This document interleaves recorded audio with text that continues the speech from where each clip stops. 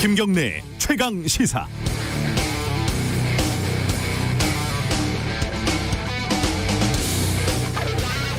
아마요 한 10년째 계속되고 있는 복잡한 영남권 신공항 정책 결정 과정을 감사원에서 한번 들여다보고 검찰이 수사라도 할라 치면은 발 뻗고 편하게 구경할 정권이 없을 겁니다. 수백 명의 공무원들이 과거 파일 지우고 난리가 날걸요.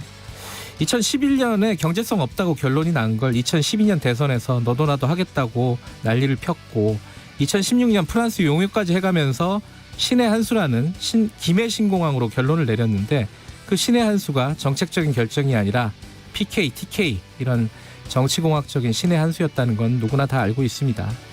2018년 오거돈 시장이 가덕도 신공항을 걸고 덜컥 당선이 됐는데 민주당 입장에서는 이번 선거에서 이걸 다시 안 하면은 이번 선거는 해보나 마나 이렇게 생각을 할 겁니다. 2019년에 총리실선의 검증위원회가 만들어지고 여기에서 김해 신공항이 안 되는 이유를 찾았을 겁니다. 오늘 발표를 보면 정확하게 알 수 있겠죠. 하지만 여든 야든 아무도 이걸 적극적으로 문제 삼지 않을 겁니다. TK에서 반발할 수도 있겠지만 지금 뭐 그게 중요한 게 아니니까요. 선거잖아요. 여야의 이심 전심은 주식 양도세 확대를 연기할 때와 같은 이유겠죠. 선거니까요. 이해는 됩니다. 선거라는 게 또 그런 구석이 있는 거니까요. 그런데 한 나라의 중요한 정책이라는 걸 선거 때만 되면 이렇게 춤추듯이 이렇게 왔다 갔다 하게 만드는 게 맞는 건가요? 명분이라도 좀 갖추면 보기가 덜 민망할 텐데 말이죠. 선거를 코앞에 두고 참 부질없는 푸념이었습니다. 11월 17일 화요일 김경래 최강시사 시작합니다.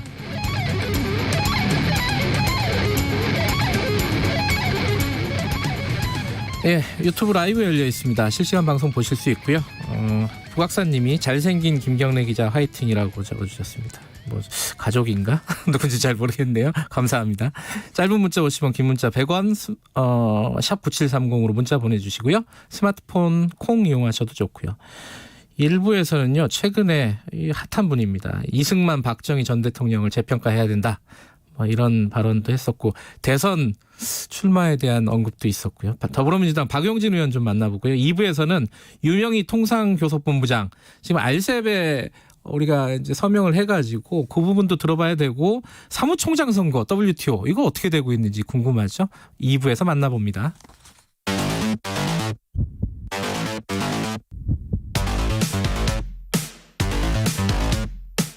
오늘 아침 가장 뜨거운 뉴스 언박싱. 네, 뉴스 언박싱 민노기 기자 나와 있습니다. 안녕하세요. 안녕하십니까. 한겨레 신문 하어영 기자 나와 있습니다. 안녕하세요. 네, 안녕하세요. 지금 코로나 관련된 얘기는 3부에서 김호란 교수님이 예정이 돼 있는데 좀 정리 좀 하고 가지고 워낙 좀 사태가 심각한 것 같아가지고요. 일단은 지금 우리나라 상황은 뭐 수도권 1.5단계로 올라갈 것 같죠 오늘 그죠 지금 분위기를 보면은 그러니까 정세균 국무총리가 오늘 중앙재난안전대책본부 회의를 가지는데요. 예. 이 회의에서 수도권과 강원 지역에 1.5단계 상향 방침을 논의한 다음에 확정안을 발표할 계획이다. 이게 언론 보도가 이렇게 나오고 있습니다. 지금 뭐 하루에 200명? 지금 사흘째 지금 나오고 있는 거죠? 네, 그러니까 넘게. 지난 일주일 하루 평균을 보면요, 수도권 확진자만 99.4명입니다. 일주일 그래서 평균이요? 예. 그래서 1.5단계 상향 기준 100명에 근접했고요. 네. 실제로 강원도는 기준을 넘긴 상태여서 수도권과 강원 같은 경우에는 19일 0시부터 시행하는 방안, 그러니까 하루 정도 말미를 두고요. 네. 19일 0시부터 1.5단계 격상할 것으로 그렇게 보입니다. 네, 헷갈려서 그러는데 1.5단계가 되면 뭐가 제일 달라지는 거죠? 딱 피부로 와닿는 게? 1.5단계가 정확하게 규정을 하면 지역적 유행이 시작되는 초기 단계거든요. 네. 그러니까 노래 연습장 있잖아요. 네. 그리고 실내 스탠딩 공연장, 식당, 카페 등의 이용 인원이 4제곱미터당 1명으로 제한을 해야 됩니다. 4제곱미터면 2m 아닙니까? 그렇죠. 2m, 2m니까 좀 거리두기가 굉장히 좀 지금보다는 강화된다는 거고요. 네. 그리고 유흥시설에서 춤추기, 좌석간 이동이 금지가 되고요. 종교활동이 있지 않습니까? 네. 정규 예배와 미사 법회 등 좌석수를 30% 안으로 제한을 해야 됩니다. 모임과 식사는 당연히 금지가 됩니다. 지금 뭐 야구 포스트 시즌 네. 하고 있는데 그 관중 수도 확 제한을 하는 거죠. 30%인가요? 30%로 제한을 네. 해야 됩니다. 여러 가지로 이제 우리 생활에 피부에 닿는 부분들이 많이 있는데 학교 수도 뭐 재량에 맞기는 하지만은 네. 그래도 제한할 수 있게끔 하고 그죠? 3분의 2 정도로. 예. 예. 이 지금 이제 정은경 총장이 어제 브리핑을 했는데 하루에 400명 나올 수도 있다. 이 얘기는 무슨 얘기입니까? 그러니까 사회적 거리두기를 강화하거나 사람과 접촉을 줄이지 않으면 그렇게 된다는 얘기인데요. 2주에서 4주 후에 하루 300에서 400명 정도 코로나 확진자 수가 나올 수 있다고 그렇게 얘기했는데요. 그러니까 이거는 어느 정도냐면 지난 8월 기억하실지 모르겠는데 그때 휴가철에 8.15 그때 집회 있었고 이때요. 예. 그때 수도권 중심으로 확진자가 급증한 그 상태를 예고하는 것. 그것 그래요? 이상을 예고하는 것으로 보입니다. 그러니까 지금 어쨌든 이 커브를 꺾지 못하면은 그렇죠.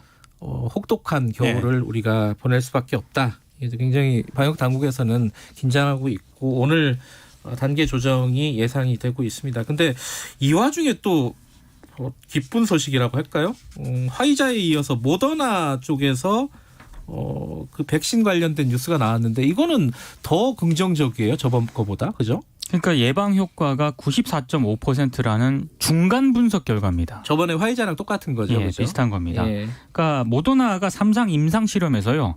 15,000명의 참가자한테는 이른바 가짜역을 투여를 했고요. 네. 수개월 뒤에 이들 가운데 90명이 코로나19에 감염이 됐거든요. 네. 이 가운데 11명은 중증으로 발전이 됐습니다. 네. 근데 나머지 샘플인 15,000명은 백신을 맞았는데 백신을 맞은 사람들 가운데 5명만이 코로나19에 감염이 됐고요. 네. 5명 모두 중증으로 발전하지 않았다는 겁니다. 그러니까 안정성 데이터를 좀 더 수집한 다음에 이달 말까지 미 FDA에 긴급 사용 승인을 신청할 계획이라고 하네요. 근데 이게 화이자보다 조금 더 뭐랄까 좋은 뉴스 중에 하나가 이 유통 체인이 훨씬 더 쉽다. 냉장 네. 유통이 훨씬 더 쉽다. 이건 어느 정도로 쉽다는 거죠? 그러니까 화이자 개발 중인 백신 같은 경우에는 그 섭씨로 따졌을 때 영하 70도에 보관해야 하는데요. 그게 굉장히 어렵다고 뉴스에 많이 나왔잖아요. 그러니까 병원이나 약국 따져보면 거기에서 이런 냉장고를 갖고 있기는 좀 어렵거든요. 그렇죠. 이런 냉동 시설을요. 예. 그런데 이번에 그 모더나가 하고 있는 백신을 보면은 네. 그 섭씨 2에서 7도 보통의 냉동 시설 정도면 가능하다. 그래서 이 안에서 30일 정도 안정적으로 유지되니까 말하자면 유통 편의성 때문에 네. 각광을 받고 있다라는 거고요. 실제로 그 미국 국립 알레르기 감염병 연구소하고 같이 개발 중이고 그 파우치 소장이 또 이보다 더 좋을 수는 없다 이렇게 이야기를 해서인지 주가가 또 급등. 항상 주가가 이제 연결돼 있죠. 이거는 산업적인 측면이 민간에서 하는 거기 때문에. 네네, 그렇습니다.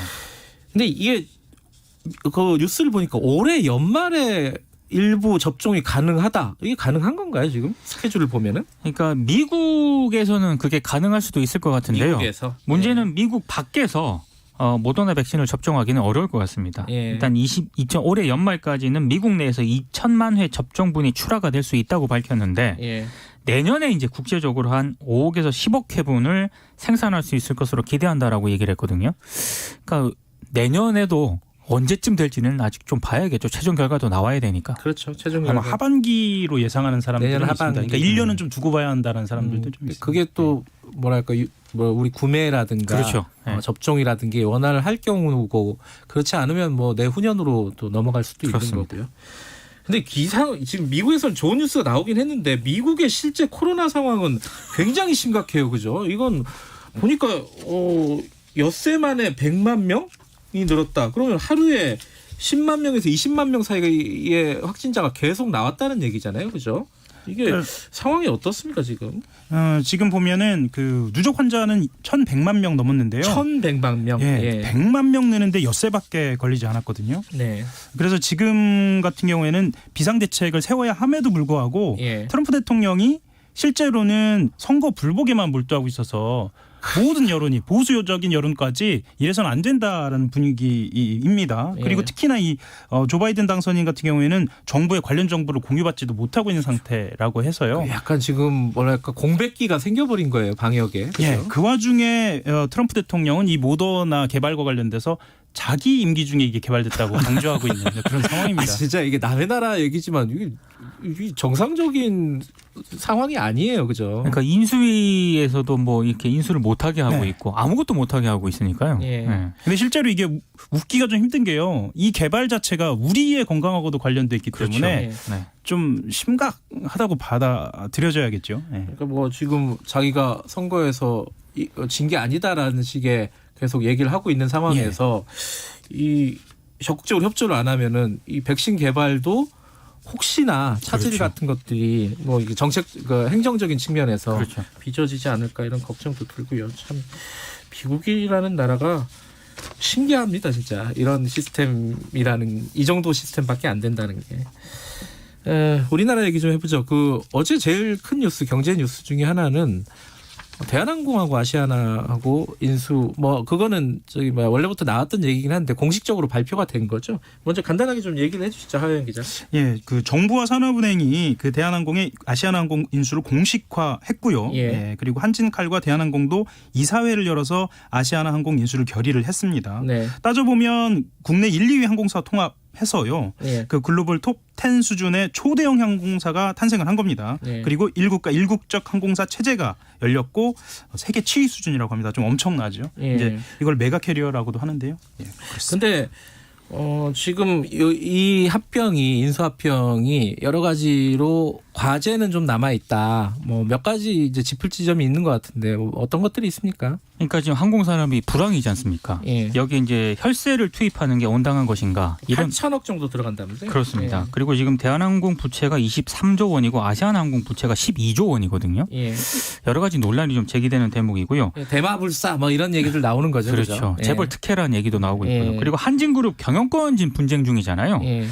여기에 지금 조은태 회장과 대립해온 행동주의 사모펀드 KCGI가 법적 대응 방침을 밝혔거든요. 네. 그러니까 지금 어찌됐든 악명 높은 재벌 회사 다 기억하시겠지만 조현아 전 부사장 사태 다 비슷해요. 다 비슷합니다. 예. 이런 회사의 경영권 분쟁에 국책은행이 끼어드는 것이 온당하냐 이런 비판도 나오고 있고요. 예. 그리고 지금 공정위 같은 경우에 기업 결합 심사를 해야 되거든요. 네. 근데 지금 국내선 기준으로 대한항공하고 아시아나항공이 각각 22.9%하고 19.3%를 점유하고 있고요. 자회사가 또 있지 않습니까? 네. 뭐 진에어라든가 에어부산, 에어서울 여기까지 합치면은 점유율이 66%까지 높아지는데 네. 공정위가 어떤 심사 결과를 내놓냐에 따라서 좀 다른 결과가 양상이 좀 벌어질 수도 있습니다. 또 하나가 노조는 이게 반대할 수밖에 없는 일이잖아요. 왜냐하면 구조조정이 우려되기 때문에 이 부분도 넘어야 될 산 아니겠습니까, 그죠? 예, 그러니까 실제로 이번에 그 인수합병과 관련돼서는 예. 그대로 고용승계하겠다라는 발표는 했는데요. 예, 원칙적으로는 그렇다. 그렇죠. 예. 이전의 사례를 보면은 이런 대형 합병이 있은 이후에 자연스럽게 구조조정이 있어 왔거든요. 그래서 노조 같은 경우에는 강력하게 반대하고 있는 입장입니다. 그러니까 이게 특히 그런 것 같아요. 동종업계가 이제 인수합병을 하면은 네. 저 사람들이 뭘 하는지 다 알잖아요. 그죠? 그렇죠. 그러니까 중복되는 인력 같은 것들을 굉장히 좀 냉정하고 가혹하게 조정할 가능성이 좀 있다. 아는 놈이 더 무섭다 그러잖아요. 원래. 정부 얘기는 신규 노선 개척해서 예. 여유 인력 여기에다 배치하겠다라는 건데 예. 지금 코로나19 때문에 항공업계가 불황인데 이게 신규 노선이 개척이 되겠느냐라는 얘기가 나오는 거죠. 그렇죠. 노동자들 입장에서는 걱정이 될 수밖에 없는 상황이고요. 이 부분을 설득을 해내야 되는 거죠. 그렇죠. 인사합병 예. 과정에서. 또 하나 뉴스가 이 김해신공항 얘기인데 이건 오늘 발표를 한다는 거죠. 그죠? 그러니까 오늘 타당성 검증 결과를 발표한다는 겁니다. 네. 김해신공항 검증위원회가 그동안 이제 쭉 조사를 해왔다가요. 이미 근데 결론은 다 보도되지 않았어요? 언론을 그죠? 통해서 다 보도가 됐습니다. 네. 김해신공항 추진이 어렵다 이런 취지의 결론이 나온다는 건데 네. 검증위가 지난해 12월부터 4개 분야를 검증을 했거든요. 네. 안전, 소음, 환경시설 이 4개 분야의 검증 결과가 오늘 발표가 된다는 거고요. 네. 특히 이제 주변에 산을 깎아야 됩니다. 김해신공항 건설을 하려면. 그 전에 그걸 몰랐냐 이거예요. 그렇죠. 그래서 그걸 법제처에 유권 해석을 의뢰를 했는데 네. 법제처가 그러면은 그 지자체랑 협의를 해야 된다라고 해석을 한 걸 이걸 이제 받아들인 쪽으로 입장을 정한 거죠. 저희가 부산에서 근무한 적이 있었는데 근데 부산 사람들은 이거 굉장히 뭐랄까 수건이에요, 진짜. 그렇죠. 네. 네. 그 김해공항이 워낙 좁아가지고 큰 공항을 만드는 게 수건이긴 한데 지역적인 측면에서는 그런데 이게 정책 결정을 이런 식으로 하는 게 맞는 건가? 이게 계속 그런 의문은 들기는 합니다. 어쨌든 이 결과 나오면 내일 좀 자세하게 좀 얘기 나눠봐야 될 것 같네요. 오늘 뉴스 언박싱 여기까지 할게요. 고맙습니다. 고맙습니다. 민동기 기자, 한겨레신문 하화영 기자였습니다. 김경래 최강 시사 듣고 계시고요. 지금 시간 7시 35분 향해 가고 있습니다. 11월 17일 날씨 정보 전해드립니다. 미세먼지 농도 상황이 아주 좋지 않습니다. 서울은 사흘째 초미세먼지 주의보 유지 중이고요. 서울을 포함한 경기, 충청, 전북 주로 서쪽과 내륙을 중심으로 미세먼지 특보가 발효 중입니다. 곳곳이 미세먼지 농도 상황이 좋지 않으니까 주의하셔야 되겠고 비가 조금씩 확대되면서 내일은 좀 나아질 것으로 예상하고 있습니다. 오늘은 흐리겠습니다. 제주는 오전부터 전라도 낮부터 강원 영동을 뺀 중부지방과 경남 남해안 저녁부터 비가 오겠고요. 내일도 빗길인 곳이 많은데 낮 동안은 잠시 소강 상태를 보이다가 내일 오후나 밤에 대부분으로 확대됩니다. 이 비는 모레 목요일까지 이어지고 일부 지역은 금요일 전반까지 계속될 텐데요. 이번 비가 좀 길게 이어지면서 가장 강하게 내리는 시점이 목요일이 되겠습니다. 전국 대부분 목요일에는 아주 강하게 쏟아질 것으로 예상하고 있고요. 내일까지는 우선 5에서 30mm 정도 비가 내렸다 그쳤다 반복하겠습니다. 목요일까지 비가 오지만 기온은 꽤나 높겠습니다. 서울 오늘 17도, 세종, 광주, 부산 22도 등으로 대부분 20도 안팎의 낮 기온을 목요일까지 유지하다가 비가 그치고 나서 금요일 오후부터 부쩍 추워질 것으로 예상하고 있습니다. 현재 서울 기온 12.5도입니다. KBS 날씨 정보 최영우였습니다. 계속해서 이 시각 교통 상황 정리합니다. KBS 교통정보센터의 공인혜 씨가 정리해드립니다. 네, 이 시각 교통정보입니다. 들으신 것처럼 오늘은 미세먼지가 상당한데요. 시야 확보에도 어려움 없도록 더욱 주의 당부드립니다.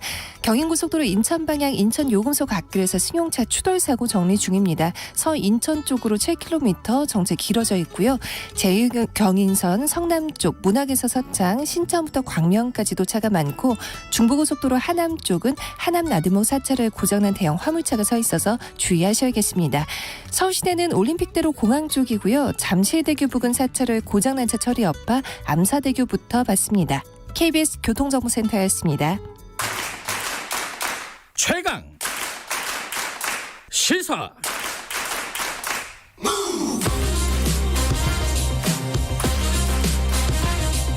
지금 여러분께서는 김경래 기자의 최강 시사를 듣고 계십니다. 예, 며칠 전에 강연에서요. 이승만 박정희 전 대통령의 공과 과를 구분해서 봐야 된다. 이렇게 얘기를 했다가 진보 진영에 비판이 일부 있었습니다. 그리고 이게 좀 시끄러워요. 그리고 최근에 뭐 대선 출마를 시사하는 발언을 해가지고 또 굉장히 주목을 많이 받고 있는 분입니다. 궁금한 게 많아서요. 저희들이 스튜디오에 모셨습니다. 박용진 더불어민주당 의원 나와 계십니다. 안녕하세요. 예, 안녕하세요. 박용진입니다. 예. 먼저 책 소개 잠깐 해드릴까요? 김세현 의원하고 책 내신다고요? 예. 김세현 전 의원이죠. 예. 예, 우석훈 박사, 예. 88만 원 세대 예. 저자죠. 그분하고 셋이서 같이 하는 미래를 위한 대담 이렇게 보시면 될 것 같고요. 보수와 진보의 만남, 70년대 정치인의 만남, 이런 느낌. 70년대생. 예. 예. 김세현 전 의원도 70년대생이구나. 저보다 한 살 예. 그 밑에요? 어리시더라고요. 그래요? 예, 예. 근데 두 분이 공통점이 박용진 의원도 자기 당에 대해서 비판적인 목소리를 아끼지 않는 분이고. 제가요? 이게 또 무슨 말씀? 김세현 의원도 전 의원도 이렇게 사실 탈당이란다 출마 안 하고 이러면서 굉장히 당에 쓴소리를 했단 말이죠. 두 분이 약간 공통점이 있네요. 약간 비판적인. 공통점보다는 예. 사실은 완전히 결이 다른 정치 그래요? 인생을 살아온 사람들이에요. 어떻든가요? 저는 사실 흑수저까지는 아니지만 되게 어려운 집안의 막둥인데 김세현 의원님은 어쨌든 꽤 기업가 출신 아버지죠. 예, 집안이 넉넉한 분이고 또 어쨌든 그분이 상당히 보수 정당에서의 정치를 하신 분이긴 한데 네.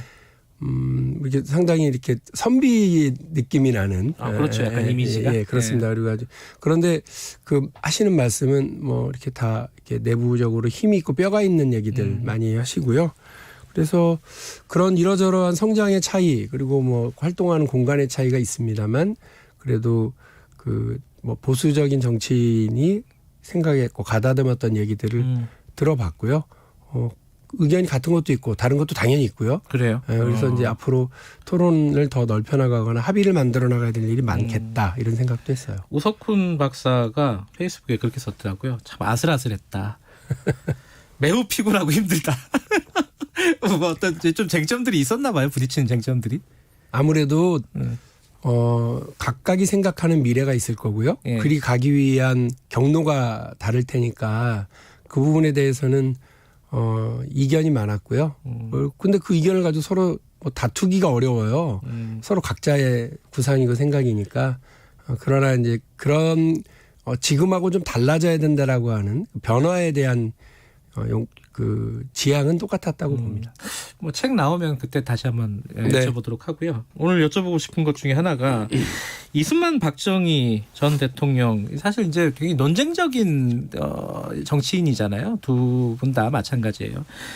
근데 거기에 대해서 이제 공은 공대로 과는 과대로 이렇게 평가를 해야 된다라는 취지의 발언을 강연을 통해서 했습니다.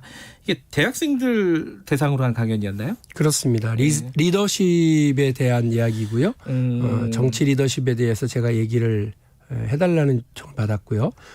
뭐 무엇보다도 정치 리더십의 핵심은 그 시대가 요구하는 일을 하느냐 마느냐 이제 이것에 있다고 봤고요. 뭐 예를 이렇게 들었어요. 그 98년도 IMF 이후에 나라가 거덜나는 상황에 70조 2천억 원밖에 되지 않는 정부 예산 시절에 10년 동안 80조를 갖다 쏟아부어서 초고속 인터넷 고속도로를 뚫겠다, 만들겠다라고 했었던 김대중 대통령의 그 결단이 없었으면 지금 대한민국이 IT 강국으로 거듭날 수 있었겠느냐.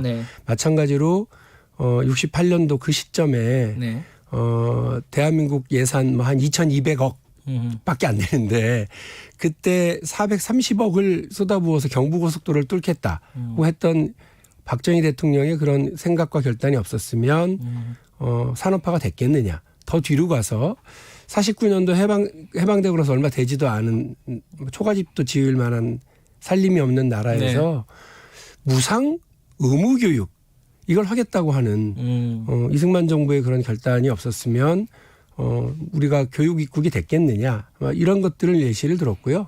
이승만 박정희 두 대통령이 친일 경력 독재 경력 이건 뭐 누가 모르겠습니까? 이 부분에 대해서 당연히 지적을 하고 문제를 삼죠. 그리고 비판을 하고요. 그러나 그 시절에 대한민국에 과제가 있었고 그 과제를 뚫어낸 건 그 대통령 정부 시절이긴 합니다만 우리 국민들의 공이기도 하거든요. 근데 그거를 이승만 박정희가 밉다고 이승만 박정희의 친일 독재 경력이 있다고 의무교육의 업적 그리고 경부고속도로가 잘못됐다고 얘기할 수는 없는 것 아니겠습니까? 저는 그대로 말씀을 드린 거고 또 하나는 저는 더불어민주당의 전통이 상식과 통합에 있다고 봅니다. 박정희 기념관 마포에 있죠. 그거 정부 예산 들여서 해주기로 했던 거 김대중 대통령의 결단이었습니다. 노무현 대통령은 자기를 탄핵시키려고 했었던 세력에게 대연정 제안을 했었습니다. 제가 들고 있는 이 모든 사례는 다 그 당시에 지지층으로부터 엄청난 욕을 먹었어요. 그럼에도 불구하고 그 국가를 생각하고 미래를 생각하는 정치인들은 그런 결단을 해왔다. 그러니 우리 여러분들께서도 우리 젊은 학생 여러분들도 정치에 대해서 보실 때 그렇게 보시길 기대한다. 이게 제 내용이었고요. 여기에 왜 그렇게들 뭐라고 하시는지 잘 모르겠습니다. 그래도 예상을 하셨을 거 아니에요. 이 얘기를 하면은 물론 이게 뭐 학술적으로 뭐 상식적으로 이게 맞냐 안 맞냐를 떠나서 정치적으로는 또 의미가 다르게 해석될 수 있기 때문에 쉽게 말하면은 그 댓글 중에서 그것도 봤어요. 박용진 의원 그 페이스북에 단 댓글들 중에 그럴 줄 알았다. 변절자들은 처음에 다 그렇게 얘기 시작하더라. 딴 데 가라. 이런 얘기들이 굉장히 많아요. 예상하지 않으셨습니까? 이 부분. 그만큼 우리 정치의 균열이 깊고요. 우리 사회에도 대립이 심하다 이렇게 봐요. 그래서 제가 계속해서 정치는 통합을 가야 된다고 말씀을 드리는 거고 기득권, 정체에 맞서는 변화 그리고 분열에 맞서는 통합 이렇게 가야죠. 뭐 우리도 미국처럼 하자고요? 미국처럼. 아니 지금 미국에서 보여지고 있는 일 보면서 다 걱정하시던 분들이 얼마나 많습니까? 그런데 그 한국 정치에서 뭔가 변화를 만들어냈던 분들, 그 김대중 대통령, 노무현 대통령 제가 예를 들었잖아요. 이분들 지지층으로부터 그렇게 욕을 먹으면서도 그런 제안을 하고 행동을 하고 변화를 만들어내는 일에 가장 앞장섰던 분들 아니겠어요? 저는 그렇게 하는 것이 맞다고 보고 그게 민주당의 전통이라고 보고 그렇게 할 생각입니다. 그리고 이거를 뭐 그 강연 때 내가 이번에 한번 이걸 이슈를 삼아보자 하고 했던 말이라면 좀 그러겠습니다만 이 얘기는 제가 몇 년 전부터 해오던 얘기예요. 예. 요 얘기 하나만 더 여쭤볼게요. 이렇게 질문하는 사람들이 꽤 있습니다. 그러니까 어떻게 대답하실지가 궁금해서요. 이게 그러니까 화합하고 통합하는 거 좋은데 그들이 먼저 진심으로 반성을 해야지 그 다음에 화합하고 통합하는 거 아니냐. 그러니까 뭐 예를 들어 적폐청산이나 이런 거 얘기할 때 항상 나오는 어떤 딜레마잖아요. 뭐 그러기도 하고 예컨대 공과과를 보는 건 좋은데 예를 들어 뭐 좀 극단적으로 얘기하면 히틀러도 그럼 공과과를 봐야 되는 거냐. 뭐 이런 식의 질문들이 있지 않아요? 뭐라고 대답하시겠어요? 이제 너무 많이 나가는 경우인 거죠. 예. 저도 댓글에서 그런 거 예. 봤던 것 같아요. 그렇죠. 이또 히로부미도 뭐 어쩌고 저쩌고. 근데 지나치신 예. 우려들이시고요. 그러니까 정치인의 태도와 자세이고 또 뭐 어쨌든 국회의원이든 대통령이든 국가 지도자가 가져야 될 태도에 대해서 말씀을 드린 거고 그럼에도 불구하고 그 공과과를 나눈다고 하는 건 그 과에 대해서는 정말 엄정한 뭐 처벌을 비롯해서 또 그에 대한 책임을 묻고 그리고 기록에 남기고 하겠다는 얘기인 거예요. 그리고 공이라고 하는 것에 대해서도 그것이 그 개인의 뭐 것인지 아니면 그 시절의 국민 전체 대한민국 공동체의 네. 것인지 이것도 정확하게 해야죠. 네. 저는 그런 의미에서 어쨌든 뭐 보수 진영 혹은 보수 측의 인사들에 대해서 그 서로 이렇게 그 넘나들 수 있는 지점들은 있을 거다. 그리고 그렇게 해야 국민들께서 통합적으로 가고 마음 편하게 바라보시는 지점이 있을 거라고 생각하고요. 에너지가 그렇게 해야 에너지와 열정이 모이겠죠.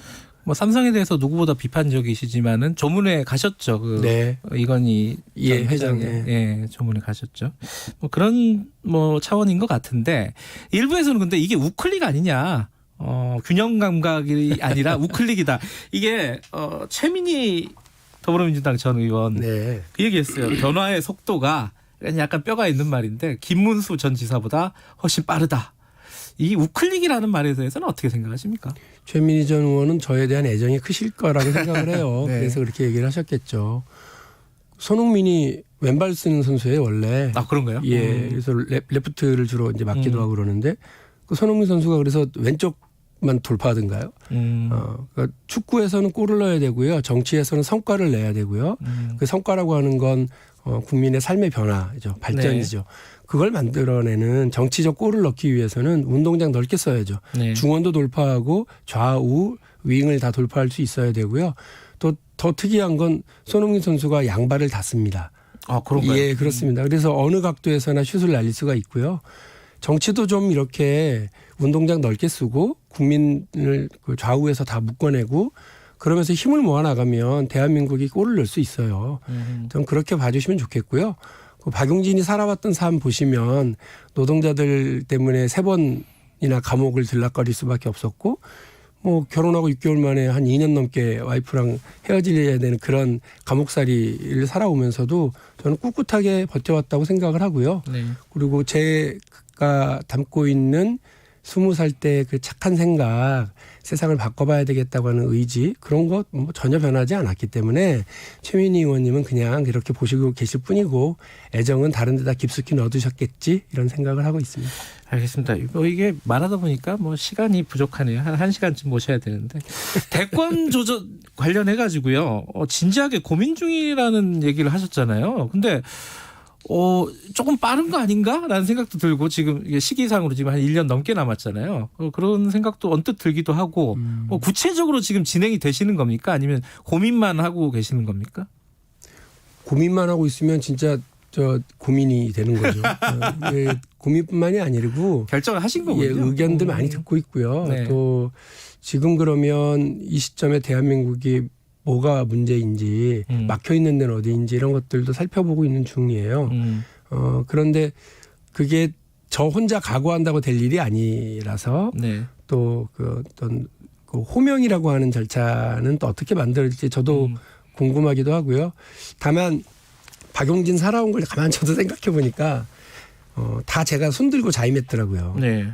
고등학교 때 학생회장 나갔을 때도 대학교 때 총학생회장 나갔을 그래요? 때도 누가 등 떠밀어서가 아니고 이건 내가 해야 되겠구나 하는 생각을 네. 했었으면 하는 거였으니까 지금도 저는 대한민국이 국민적 열정과 에너지 네. 정말 두근두근 들썩들썩 하는 그런 혁신의 에너지들을 모아내면 진짜 멋있는 나라로 더 발돋움해 갈 거라고 보거든요.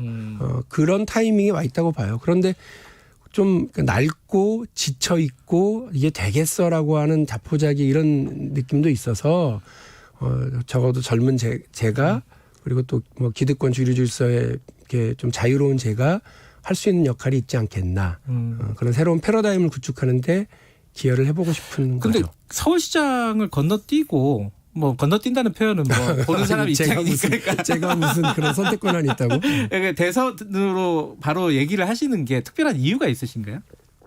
아니요, 뭐 그렇진 않아요. 그래서 저는 그거를 국회의원 했으니까 한 3선까지 하고 3선까지 했으니까 장관 한번 하고 그리고 났으니까 뭐 그 광역 시도지사 나가보고 네. 이건 어디서 만든 교과서인지 잘 모르겠어요. 그러니까 저는 그 국가 공동체 전체의 변화와 발전에 대해서 고민하는 사람들이 있을 거고 또 우리 지역 내 동네에 대해서 고민하는 분들이 있거든요. 역할이 다르지 다 소중한 역할들이거든요.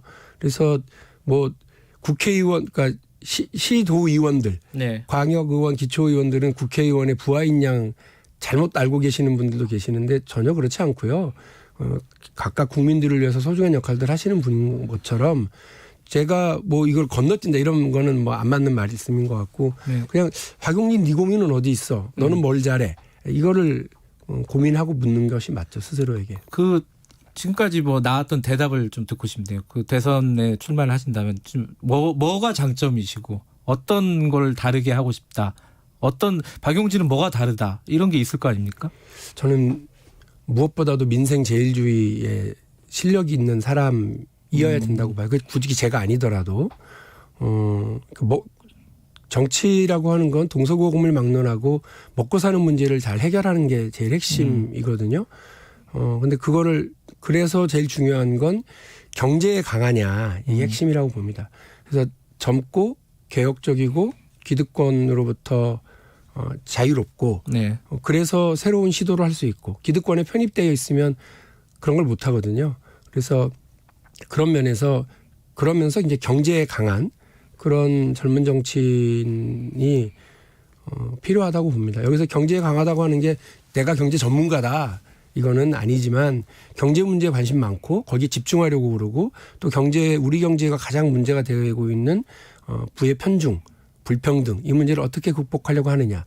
그래서 저는 그렇게 가야 된다고 봐요. 앞으로 정치가 열어나갈 새 시대는 세습 재벌의 시대에서 그 혁신 창업가의 시대로 열어가야 된다고 봅니다. 그래서 1세대들 창업 1세대들이 우리 기업 순위 뭐 네. 10위 안에 반 이상 차지하고 그렇게 해야죠. 네. 근데 지금 22 정도의 시가총액 22 정도의 기업들이 지금 몇 개가 창업 1세대들이 하고 네. 있는 IT 중심으로 하는 그런 기업들이 들어와 있고요. 한국 경제의 가능성 거의 있다고 보고 그래서 뭐 혁신 창업의 시대가 열려나가는 게 낫다고 봅니다. 재벌 세습이 아니라 혁신 창업이다. 예, 여기까지 듣죠. 고맙습니다. 네, 감사합니다. 더불어민주당 박용진 의원이었습니다. 1분 여기까지고요. 잠시 후 2부에서 8시에 돌아옵니다.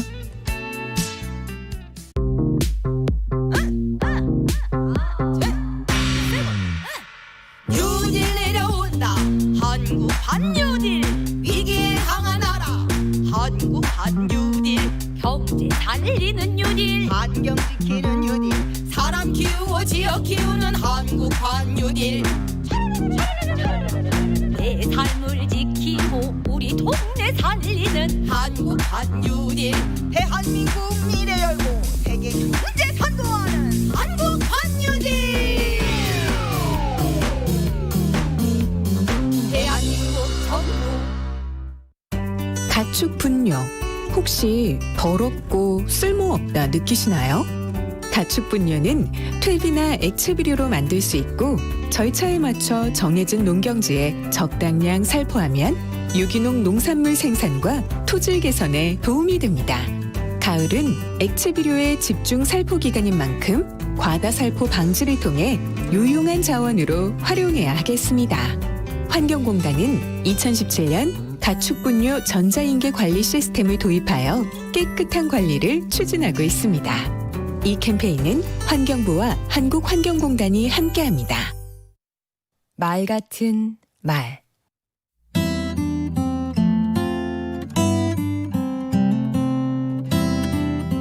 안녕하세요. 강원국입니다.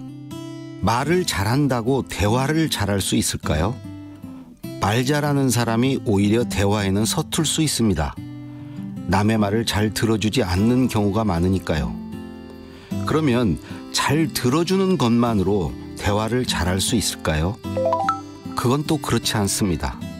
경청만으로는 부족합니다. 말을 이끌어내는 능력이 대화 역량입니다. 프랑스 작가 장자크 쌍페의 뉴욕 스케치란 책을 보면 대화를 잘하는 사람은 두 가지를 잘한다고 합니다. 바로 감탄과 질문입니다. 아하. 정말? 어머, 대단해. 상대 얘기에 습관처럼 감탄사를 달아주더라는 것입니다. 그래서 어떻게 됐는데? 라는 물음으로 상대의 말을 지속적으로 이끌어낸다는 거죠. 그러니까 대화를 잘하려면 경청, 공감, 질문 이 세 가지를 잘해야 합니다. 아, 그랬구나. 힘들었겠다. 그래서 어떻게 됐어? 이렇게요. 운동 경기에 비유해 보면 대화는 상대가 점수를 많이 내도록 도와줘야 이기는 게임입니다. 상대가 내 공을 받지 못하도록 강스파이크를 날리는 게 아니고 상대방이 내 말을 잘 받아서 내게 다시 말을 던질 수 있도록 해야 하는 것이지요. 국내외를 막론하고 뛰어난 진행자는 그런 역량이 있습니다.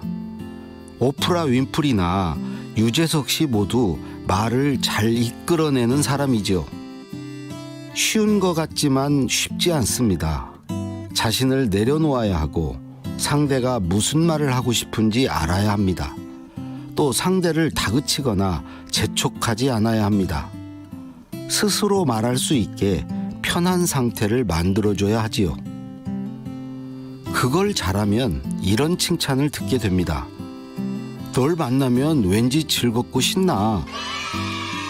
너 참 재미있어. 혼자 실컷 말해놓고 들어준 사람들어 재미있다고 하니 좀 이상하긴 하지만 그건 그만큼 대화가 성공적이었다는 뜻입니다. 강원국의 말 같은 말이었습니다.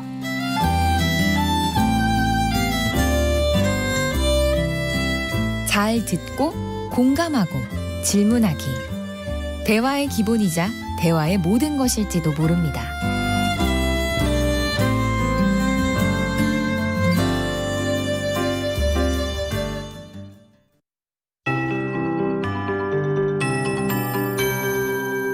KBS 58분 날씨.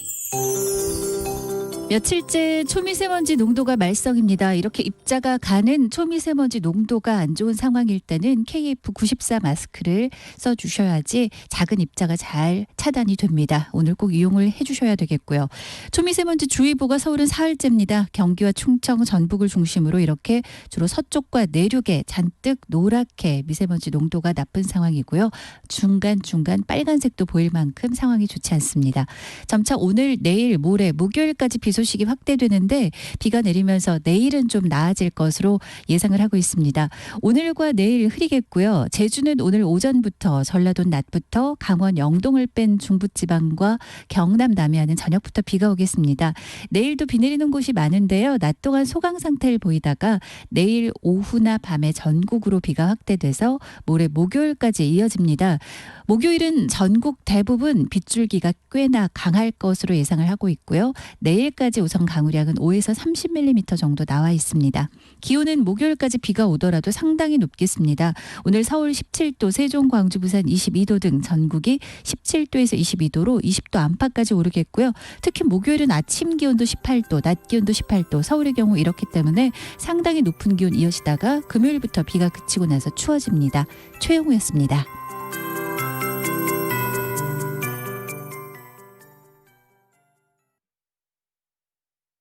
정성을 다하는 국민의 방송 KBS가 8시를 알려드립니다. AM 711kHz, FM 97.3MHz, KBS 1라디오입니다. HLKA.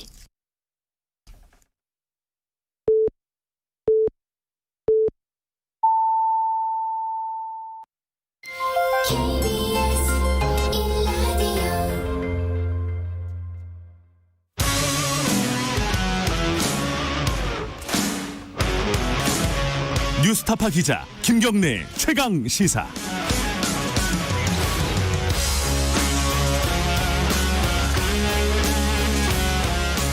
예, 김경래 최강시사 2부 시작하겠습니다.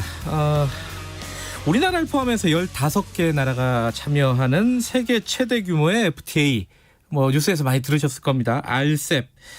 좀 어려운데 RCEP, 이 영어로 RCEP인데 이게 영내 포괄적 경제 동반자 협정. 한글로 하니까 더 어렵네요. 이게 여기에 우리나라가 서명을 했습니다. 8년 만에 최종 결실을 봤다고 하고요. 이게 의미가 뭔지 이런 부분들을 조금 더 자세히 한번 들어볼게요. 그리고 뭐 WTO 선거는 어떻게 되는지 그것도 여쭤봐야 되고요. 자, 산업통상자원부 유명희 통상교섭본부장 모셨습니다. 안녕하세요. 안녕하세요. 축하드릴 일인 거죠, 일단은. 그죠? RCEP은 굉장히 큰 성과입니다. 세계 최대의 메가 FTA입니다. 마이크를 조금 앞으로. 예.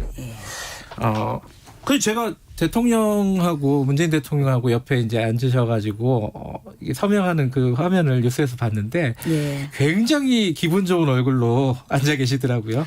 저만 그랬던 게 아니라 참가했던 15개국 모두가 정상들 그 옆에 서명하는 장관들 다 같이 이렇게 미소를 짓고 그렇게 바라봤던 그런 그 서명식이었습니다. 근데 이게 8년이 걸렸다 그러는데 뭔가 우여곡절이 좀 있었던 겁니까? 이게 8년 걸릴 수밖에 없었던 게 15개국이 그러니까 아세안 10개국과 호주, 뉴질랜드 그다음에 그 중국, 일본 그리고 이제 우리나라 이렇게 15개국이 참가하는 협상인데 이렇게 이름을 들어보시면 알겠지만 선진국 뭐 호주, 뉴질랜드 같은 나라부터 최빈개도국, 캄보디아, 라오스, 미얀마까지 정말 다양한 발전 단계에 있는 국가들이 들어가 있고 실제 규모로도 인구 면에서나 GDP 면에서 세계의 30%를 차지하는 최대의 FTA이기 때문에 이렇게 긴 시간을 통해서 조정을 할 수밖에 없는 과정이었습니다. 실제 협정문이 15,000페이지에 달합니다. 그러니까 그런 거를 다 통일시키고 규범을 같이 개선해가는 과정이었기 때문에 오래 걸릴 수밖에 없고 또 오래 걸리는 만큼 분명히 의미가 있고 보람이 있는 그러한 협정이라고 할 수 있습니다. 그러니까 이게 아까 말씀하신 선진국부터 개발도상국까지 막 다 묶여 있으면은 이해관계가 다 다르잖아요. 이거를 공통분모를 찾아내는 게 만만치가 않았을 텐데요. 그렇죠? 예, 그렇지만 그거를 8년에 걸쳐 갖고서 다 공통분모를 찾고서 시장을 추가로 개방하고 뿐만 아니라 뭐 지적재산권, 전자상거래 등 새로운 규범을 도입하고 그리고 절차들도 다 개선을 하였습니다. 그러다 보니까 이 의의라고 하면은 이러한 그 과정을 통해서 지금 요새 코로나 이후에 각 국가가 무역 장벽을 더 쌓고 있는 이런 보호무역주의 시대에 자유무역을 더 확산시키고 다자 간의 무역을 더 협력을 촉진하는 그런 의미가 있고요. 거기서 예를 들어 또 주요 멤버인 그 아세안 국가는 굉장히 젊고 역동적인 시장인데 우리 기업에게 새로운 기회를 창출하면서 우리의 신남방 정책도 더욱 가속화하는 그러한 의미가 있습니다. 구체적으로는 이제 우리 기업들이라든가 이쪽에 수출이 용이해지는 겁니까? 이게 뭐 그러니까 한마디로 쉽게 얘기하면은 두 가지 점에서 이제 수출이 용이해진다고 볼 수 있는데 첫 번째는 관세가 내려갑니다. 예를 들어 주력 전통 이제 주력 상품인 뭐 자동차, 철강, 석유화학 이런 거에 뭐 많게는 한 40%까지 관세가 붙던 것도 있었고 뭐 한 5%가 붙던 것인데 이런 게 이제 0으로 관세가 내려가면서 시장이 더욱더 확대되고 두 번째는 이 15개국의 이전에는 각각의 FTA가 있는 국가들이 많아서 규정도 수출하려면 하나하나 다 봐야 됩니다. 맞춰야 될 거를 서류도 다 봐야 되고요. 근데 이게 하나의 양식으로 통일됐기 때문에 이제는 훨씬 더 중소기업들도 편하게 활용할 수 있다는 점에서 우리 기업들의 수출 기회가 더욱더 확대될 것으로 보고 있습니다. 아마 관계부처에서 기대 효과라든가 이런 거 분석하셨을 것 같은데 어느 정도 효과가 있을 거라고 예상을 하십니까?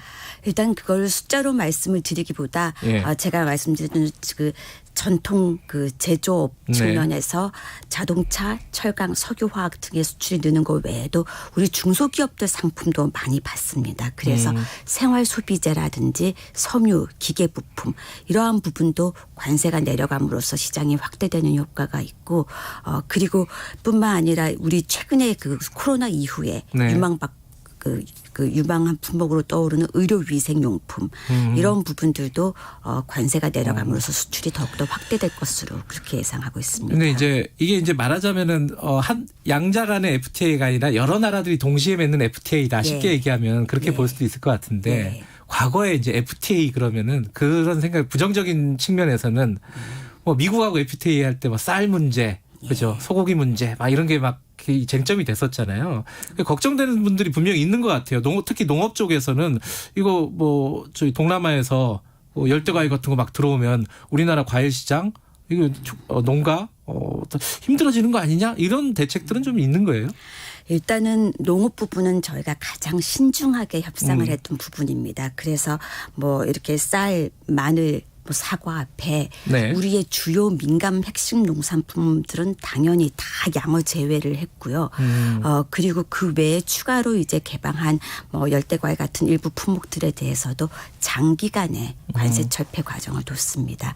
한편 저희도 이제 협상을 하면서 우리의 농산물의 그 수출할 기회도 또 늘었다고 할 수 있습니다. 예를 들어 동남아에서는 우리 딸기가 굉장히 인기입니다. 아 그래요? 거기 딸기가 안 나나요? 품종도 좋고 거기서 재배하는 거와 다르답니다. 달라요? 그래서 딸기가 인기인데 뭐 동남아의 어느 나라 같은 경우에는 우리나라 딸기에 대해서 지금도 40%의 관세가 붙고 있는데도 잘 팔리고 있습니다. 그런 관세가 이게 시장이 개방됨으로써 0%로 내려가면 더욱더 또 우리 농산물을 수출할 수 있는 그런 기회도 창출할 수 있을 걸로 생각을 하고 있습니다.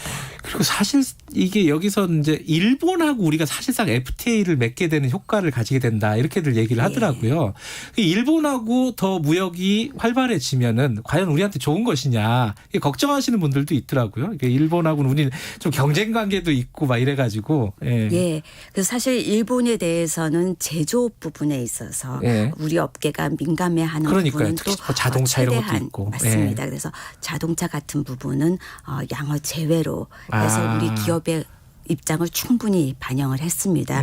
그리고 요새 소부장 품목이라 그래서 소재, 부품, 장비 이런 분야에 있어서도 기업들이 조금 더 긴 기간을 달라 아니면 양어를 제외해달라 개방해서 제외해달라 이런 품목들은 최대한 반영을 했다는 말씀을 드리고 싶습니다. 그런 부분들은 단계적으로 천천히 개방한다 이렇게 보면 되네요. 천천히 개방을 하든지 아니면 아예 개방을 안 하는 자동차 같은 경우는 개방을 안 하는 부분도 있습니다. 그래도 사케는 들어오고 소주는 팔고 이러더라고요. 네, 그러니까 이 개방을 안 한다는 게 관세가 그대로 있다는 거니까 뭐 관세에도 불구하고 또 그 서로 간에 또 교육 있는 품목들은 여전히 교육이 되고 있습니다. 그 전체적으로 근데 좀 걱정하시는 시각들 중에 하나가 이게 중국 주도 아니냐. 그래서 결국은 미국 주도하는 세계 시장이 있고 중국 주도하는 시장이 있는데 우리가 중국 주도하는 시장에 먼저 발을 담궜으면은 이게 좀 계산이 복잡해지는 거 아니냐. 앞으로 미국하고의 관계 설정 이런 부분들을 어떻게 해야 되는가. 이런 시각에 대해서는 어떻게 생각하십니까? 일단 중국 주도는 아닙니다. 이거는 아세안이 중심이 돼서 아세안이 주도로 이끌어온 협상입니다. 그래서 그저께 저희가 협상 서명식을 할 때도 모든 나라들이 아세안 국가나 아세안이 아닌 나머지 5개 참가국이나 전부 다 아세안의 역할에 대해서 평가하고 아세안의 그 주도하에 아세안 중심성을 바탕으로 한 협정이라는 것을 다 언급을 하고 평가를 했습니다. 그리고 실제 협상 과정에서도 그 아세안 대표국이 인도네시아인데 그 인도네시아에서 그 담당했던 의장이 지난 8년간 한 사람이 계속해서 이거를 이끌면서 아세안들이 힘을 합쳐갖고 10개국이 이 협상이 위기에 봉착을 했을 때마다 10개국의 의견을 취합해서 다른 국가들과 조율하고 이런 식으로 했기 때문에 중국도 하나의 협상 참여국이었고 아세안이 중심이 된 협상이었다는 것을 말씀을 드립니다. 그게 이제 중국이 워낙 그 시장 규모가 크고 세계적으로 이제 영향력이 큰 나라로 이제 성장을 해버렸잖아요. 그래가지고 아세안이 협상을 이끌었다. 이거는 약간 겉으로 보이기에 그런 거고 실제로는 이게 중국 주도하는 그런 협정 아니냐 이렇게 의심이 아니라 해석하는 사람들이 꽤 있더라고요. 근데 실제 협상 과정에 제가 한 5년간을 참가를 했습니다. 아, 그러셨군요. 5년간 이제 물론 이제 통상교섭 본부장으로서 참가한 적도 있고 네. 그 전에는 또 수석 대표로서 참가한 적도 있는데.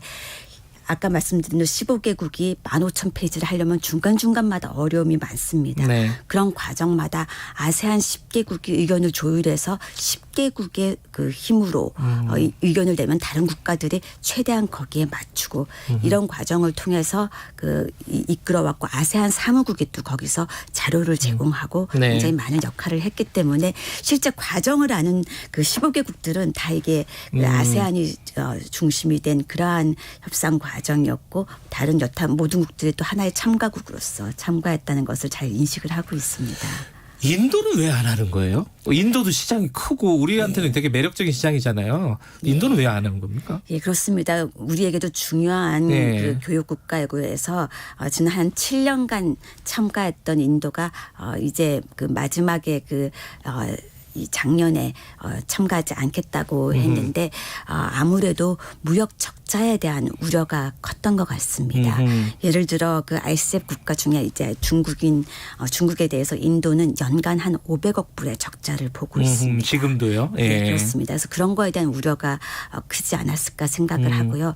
다만 어쨌든 지난 7년을 같이 협상하면서 인도가 그 RCEP 규범 형성에 크게 기여를 했습니다. 그래서 모든 회원국들이 인도가 그 돌아오기를 그 협상에 참가할 수 있기를 이후에도 그렇게 희망을 하고 있고 그러한 내용들이 지난 일요일 날 저희가 협정에 서명하면서 선언에도 또 각 회원국들의 그러한 희망이 담기고 했습니다. 조만간 협정에 들어올 가능성도 배제할 수 없는 건가요? 제가 뭐 인도의 그 상황에 대해서 예단을 해서 말씀드리기는 어려울 것 같습니다. 하지만 회원국들이 다 같이 계속 노력을 해나갈 계획입니다. 네. 그것도 이제 미국에서 주도를 했었던 TPP 있었잖아요. 근데 그거는 지금 사실상 중단돼 있는 거죠, 그죠?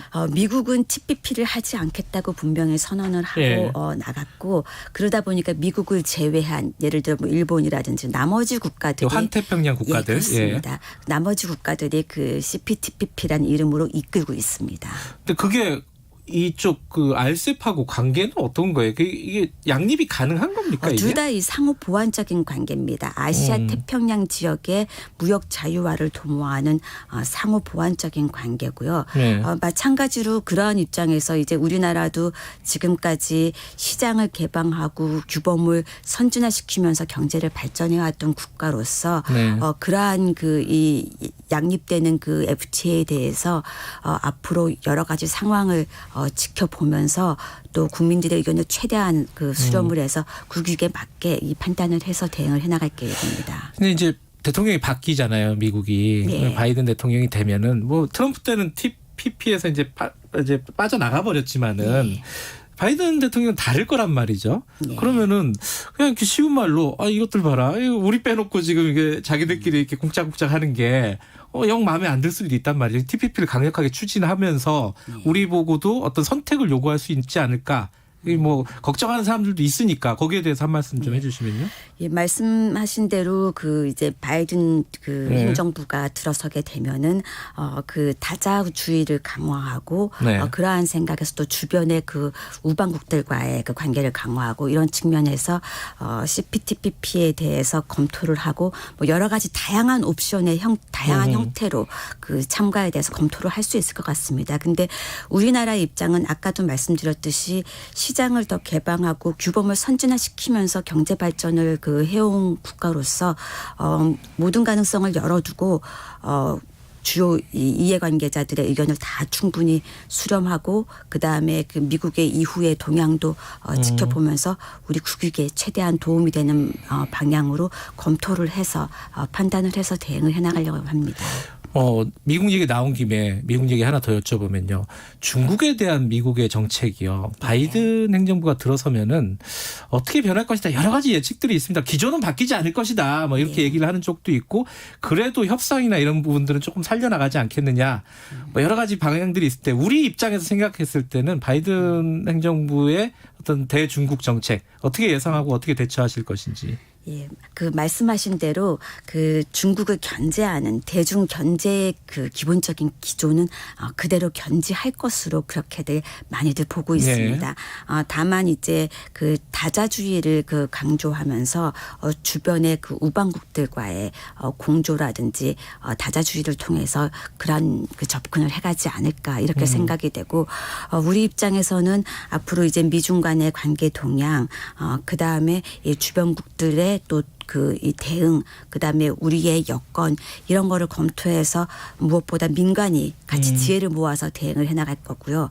제가 보기에는 또 이러한 경우에 있어서 역시 가장 중요한 것은 우리 산업 자체가 대외 여건 변화에 흔들리지 않는 경쟁력을 갖추는 거라고 생각을 합니다. 그래서 우리 그 산업의 R&D 투자라든지 이러한 부분을 더욱더 강화하고 교육도 다변화해가면서 이 글로벌 그 가치 사슬의 재편에 적극 선제적으로 대응하는 스스로의 경쟁력을 키우는 노력도 계속 해나갈 생각입니다. 기업하시는 분들은 궁금한 분들이 많을 겁니다. 언제 발효되고 어떻게 앞으로 절차는 어떻게 되는 거예요, 이게? 이 RCEP의 경우에는 아세안 10개국 중에 6개국이 비준을 하고 그다음에 나머지 또 이 국가들 중에 절반이 비준을 하고 이런 경우에 발효를 하게 돼 있어서 지금 제가 예단을 하기가 어렵습니다. 시간이 좀 걸리네요. 비준에 따라 달려 있기 때문에 그렇지만 이 가장 빨리 하는 국가들은 수개월 내에도 우리는 비준을 끝낼 수 있다 이런 국가들도 있어서 우리도 국회와 노력을 해서 최대한 빨리 비준을 해서 RCEP이 발효될 수 있게 조속히 발효될 수 있게 노력을 할 계획입니다. 타임 스케줄로 보면은 한 내년이면 그럼 발효가 된다. 이르면 저희도 그렇게 그 희망을 하고 있습니다. 다른 얘기도 좀 여쭤볼게요. 예.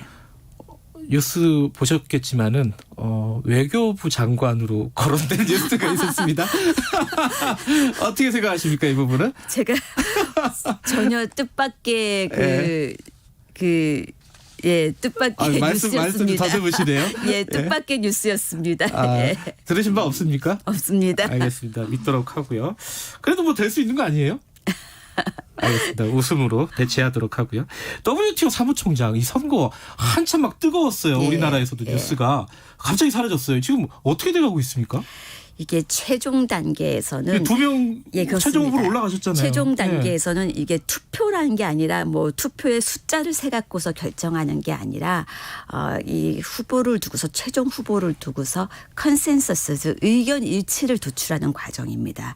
그러다 보니까 이 최종 단계에서는 회원국들 간의 의견 일치를 정말 누구도 반대하는 국가가 없이 의견 일치를 도출하기 위해서는 시간이 걸리고 이 건설적인 협의에 좀 더 예상보다 더 긴 시간이 걸리는 것 같습니다. 그리고 실제 지금 이 WTO 사무국이 소재하고 있는 제네바에는 방역 그 강화 조치로 인해서 지금 회의 개최도 어려운 상황입니다. 그래서 이러한 그 과정에서 주요국들이 지금 계속 협의를 하면서 이 컨센서스 회원국들 간의 의견 일치를 도출하기 위한 노력을 계속 해나가는 중입니다. 근데 그게 미국 지금 행정부가 바뀌려고 하니까 그거 기다리는 거 아니에요? 뭐 제가 거기까지는 모르겠습니다. 그렇지만 어쨌든 이 회원국들 간에는 이런 과정에서 WTO의 이 규칙이라는 게 컨센서스 의견 일치를 통해서 모든 이 결정을 해오는 과정이기 때문에 그런 과정에서 회원국들 간에 건설적으로 협의하고 노력해야 된다는 거는 회원국들이 잘 그 인식을 하고 있고 계속 하고 있다고 이렇게 생각을 합니다. 뭐 일각에서는 표 차이가 좀 있어가지고 사퇴하는 거 아니냐, 뭐 이런 관측들이 꽤 있었어요. 근데 실제 그 표 차이라는 거는 이 비공개로 진행되는 과정이기 때문에 지금까지 단 한 번도 WTO 의장단에서 그 표 차이를 공개하거나 말한 적이 없습니다. 그래서 그 언론 보도에 나온 뭐 표 차이 부분에서는 이게 그 WTO에서 밝힌 무슨 공신력 있는 근거도 아니어서 제가 거기에 대해서 언급하는 거는 적절하지 않을 것 같고요. 최종 단계에서는 누가 사퇴를 하는 것이 아니라 가능성 있는 후보를 대상으로 의견 일치를 도출하는 그런 과정이고 컨센서스를 도출하는 과정이고 그게 아직도 진행 중에 있다는 말씀을 드립니다. 보통 언론들에서 얘기하듯이 사퇴하거나 중도에 뭐 이런 경우는 안 생기는 거네요. 그게 1단계, 2단계에서는 그 다음 단계를 진출할 후보를 결정하기 위해서 누가 사퇴를 하고 이렇게 하는 건데 3단계에서는 최종적으로 남은 후보 중에 의견 일치를 도출할 가능성이 높은 후보를 대상으로 의견 일치를 계속 그 만들어가는 그러한 과정입니다. 예. 지금 미국에서 적극적으로 지지를 했잖아요. 유명희 본부장을. 네, 그렇습니다. 예. 그러면 아직 가능성은 충분히 있다 이렇게 보시는 건가요? 제가 현재 가능성에 대해서 뭐라고 말씀을 네. 드리기보다는 주요국들과 계속 협의를 하면서 건설적으로 그 컨센서스 과정에 동참을 해나갈 거라는 말씀을 드리겠습니다. 알겠습니다. 사무총장 되시면 저희들이랑 인터뷰 한번 하세요. 예, 이 기회를 빌어서 어쨌든 그 과정에서 뭐 대통령님을 비롯한 행정부, 예. 그다음에 국회의장님을 비롯한 그 입법부 무엇보다도 그 국민 여러분들께서 정말 뜨겁게 그 지지를 해주셨고 그런 점에 다시 한번 그 감사를 드립니다. 정말 이 최종 결과와 관계없이 예. 이 무역을 통해 성장해온 우리나라가 정말 최빈궤도국에서 무역 대국까지 성장해온 우리나라가 다자무역 체제에 기여하려는 의지도 잘 보여줬고 알겠습니다. 그러한 또 우리의 그 스토리가 세계 각국에도 또 굉장히 호소력이 있었다는 그런 말씀을 드리고 싶습니다. 예, 마지막까지 좋은 결과 기다려보고요. 모른 척 하지 마시기 바랍니다. 감사합니다. 고생하셨습니다. 고맙습니다. 네, 감사합니다. 산업통상자원부 산업자원통상부 유명희 통상교섭본부장이었습니다. 공정하고 깊이 있게 오늘 하루 이슈의 중심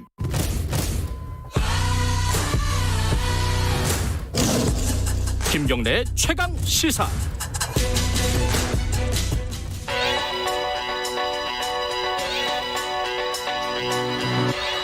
최강 시사 김수민의 눈. 네, 김수민 평론가 나와 계십니다. 안녕하세요. 네, 반갑습니다. 오늘 양정철 전 민주연구원 원장을 갖고 오셨네요. 네. 이분은 좀 뭐랄까 음지에서 일하고 이러시는 분 같아요. 웬 국정원 요원 같은 총선 후에 야인으로 돌아가겠다라고 밝혔었는데 최근에 대선 주자들하고 연쇄 회동을 했다고 해서 네, 준비를 해왔습니다. 이분은 어떤 사람이에요? 워낙 이렇게 공식적인 직함을 민주연구원장 말고는 잘 안 맡았었잖아요. 그렇습니다. 그렇죠? 어떤 매력, 어떤 능력이 있는 네. 사람입니까? 그러니까 전략가라고 하는 것은 다들 인정하는 건데 그렇다면 어떤 역량이 있는 것일까? 제가 조금 취재를 해봤습니다. 네. 양 전 원장이 과거에 언론 노보 기자였었거든요. 네. 언론 노조에서 내는 그 매체라고 하면 이제 미디어의 미디어라고 할 수 있을 거예요. 그래서 언론에 대한 그 체크를 늘상 해야 되는 직업인데 양 전 원장의 역량은 그 조각처럼 흩어져 있는 뉴스들을 타임테이블을 맞춰서 전체 흐름을 읽어내는데 탁월한 능력이 있다. 김수민 평론가랑 비슷한 능력을 갖고 아유, 고맙습니다.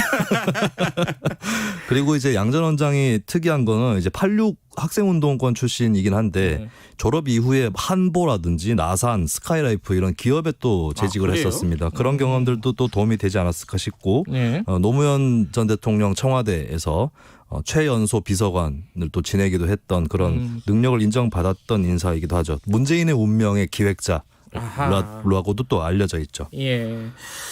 어찌됐든 이런 전략가 어떤 조각조각 퍼즐 같은 뉴스를 맞추는 능력이 있다. 근데 최근에 대선 주자들하고 누구누구를 만났습니까? 이낙연 대표, 이재명 지사는 물론이고 정세균 총리, 임종석 전 실장, 김경수 경남지사, 이광재, 김두관 의원, 잠재적 주자들까지 포함이 된 것으로 알려졌는데요. 예. 과거에도 이재명 지사, 김경수 지사랑 같이 사진을 찍은 회동 때에 기억납니다.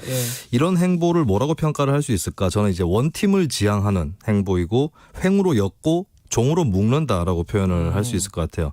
이재명, 김경수 이렇게 같이 찍은 사진, 그때 당시에 민주당 내에서 좀 이재명 지사를 두고 여러 가지 당원들 간의 논란이랄까 이런 게 많이 있었는데 같은 팀이다. 예. 그렇죠. 같은 팀이다라고 하는 신호를 보여준 것이고 이낙연 대표는 당시에 총리였기 때문에 제외가 된 것 같은데 이 정당의 역사를 살펴보면 대선 주자가 되는 과정에서 당의 균열이 생깁니다. 승자가 당권을 잡고 구주류는 몰락하고 이런 역사가 되풀이되는데 이런 반란 가능성을 없애려고 진압을 해도 또 탈당 사태라든지 또 다른 분란이 일어날 수 있거든요. 이것을 다 묶어서 가겠다. 과거의 전례를 되풀이하지 않겠다. 이런 전략이라고 볼 수 있겠습니다. 지금 말씀하신 건 횡으로 엮는다 이런 뜻일 것 같고 네. 아까 종으로도 묶는다 그랬는데 이건 뭐예요? 역대 정당사에 또 한편 되풀이됐던 게 항상 여당 대선 주자가 대통령 쪽을 들이받는 그런 일들이 또 벌어졌었거든요. 어떤 대통령도 이걸 피해가지 못했는데 네. 아마도 양정철 전 원장은 문재인 대통령 측근으로서 레임덕 방지라든지 이런 것들도 주 목적이라고 볼 수가 있겠습니다. 그러니까 예. 대선 주자들끼리의 경쟁, 공존 이런 것들을 보장하면서 현 대통령의 집권 토대를 다져나간다라고 하는 것일 텐데 이런 세팅 전략은 이해찬 전 대표 전략하고도 맞아떨어졌던 게 아닌가 싶어요. 예. 2018년 대표 선거 때 보면 반 이재명 쪽 당원들이 전해철 의원과 함께 김진표 후보를 밀었었거든요. 네. 근데 이재명 지사 지지자들은 이해찬 대표를 밀었습니다. 이해찬 대표가 좀 다양하게 대선 주자들을 관리하는 그런 쪽에 더 부합한다고 느껴졌을 텐데 아마도 그런 코드도 맞고 해서 양 전 원장이 이해찬 대표하고 인연도 있지만 그래서 민주연구원 원장으로 자연스럽게 앉은 게 아닌가 그렇게 보여지네요. 이 민주연구원 원장 할 때도 원래 민주연구원은 이제 연구 조직이라서 네. 앞으로 잘 안 나서는데 굉장히 횡보가 컸어요, 그죠? 그렇습니다. 지자체 쪽 연구원들하고 MOU를 연속으로 체결을 하다가 급기야는 중국 공산당의 중앙 당교라고 스케일이 크네요.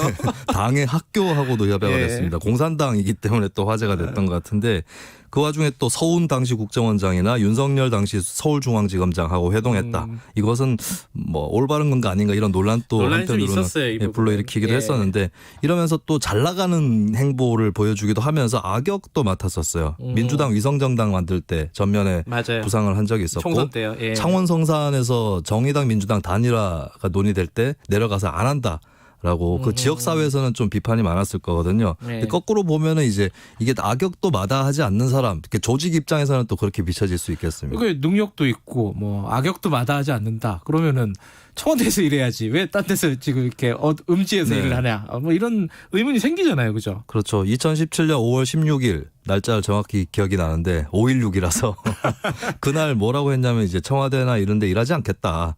대선 직후 시점이었죠. 네. 이 언론 인터뷰에서 보면 세 사람이 수혈되는 인적 구조를 만들어야 한다. 네. 또 집권 후반기에 주로 측근의 실수 때문에 위기가 왔다.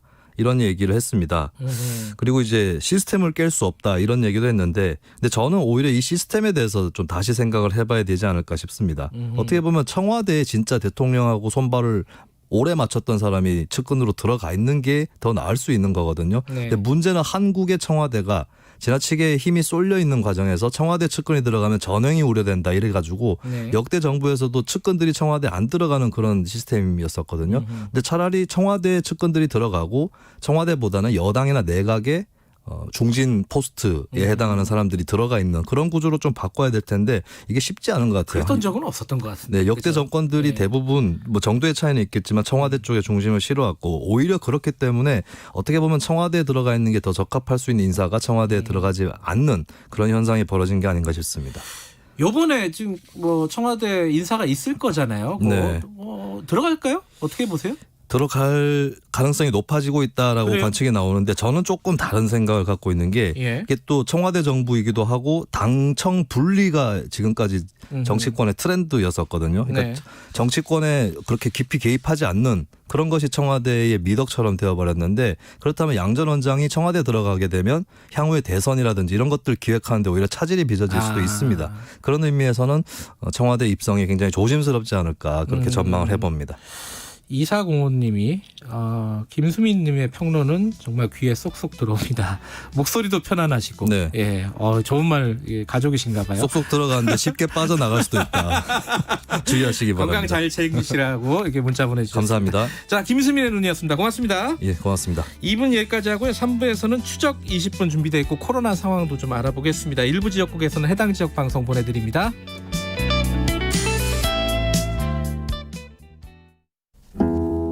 안녕하십니까. 한국의약품안전관리원장 한순영입니다. 약은 질병을 치료하고 예방하는 데 꼭 필요하지만 정상적으로 사용하더라도 부작용이 생길 수 있습니다. 약을 사용한 후 사망, 장애, 입원 진료 등 심각한 부작용이 발생할 경우 의약품 부작용 피해구제 제도로 도움을 받을 수 있습니다. 부작용 피해구제를 위한 재원은 제약업계의 부담금으로 마련됩니다. 이 캠페인은 식품의약품안전처와 한국의약품안전관리원이 함께합니다.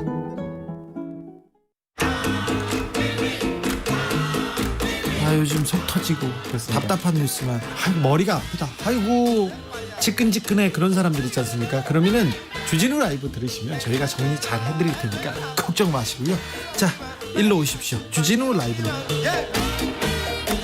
코로나 시대 시사 매일 오후 5시 5분 주진우 라이브.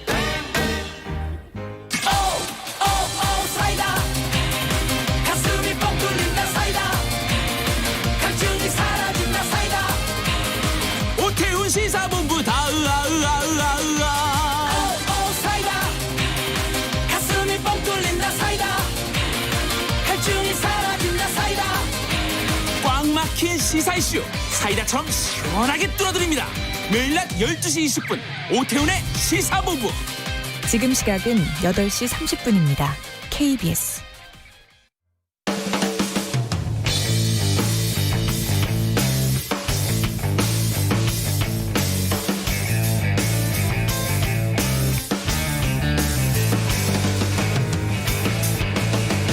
김경래의 최강 시사.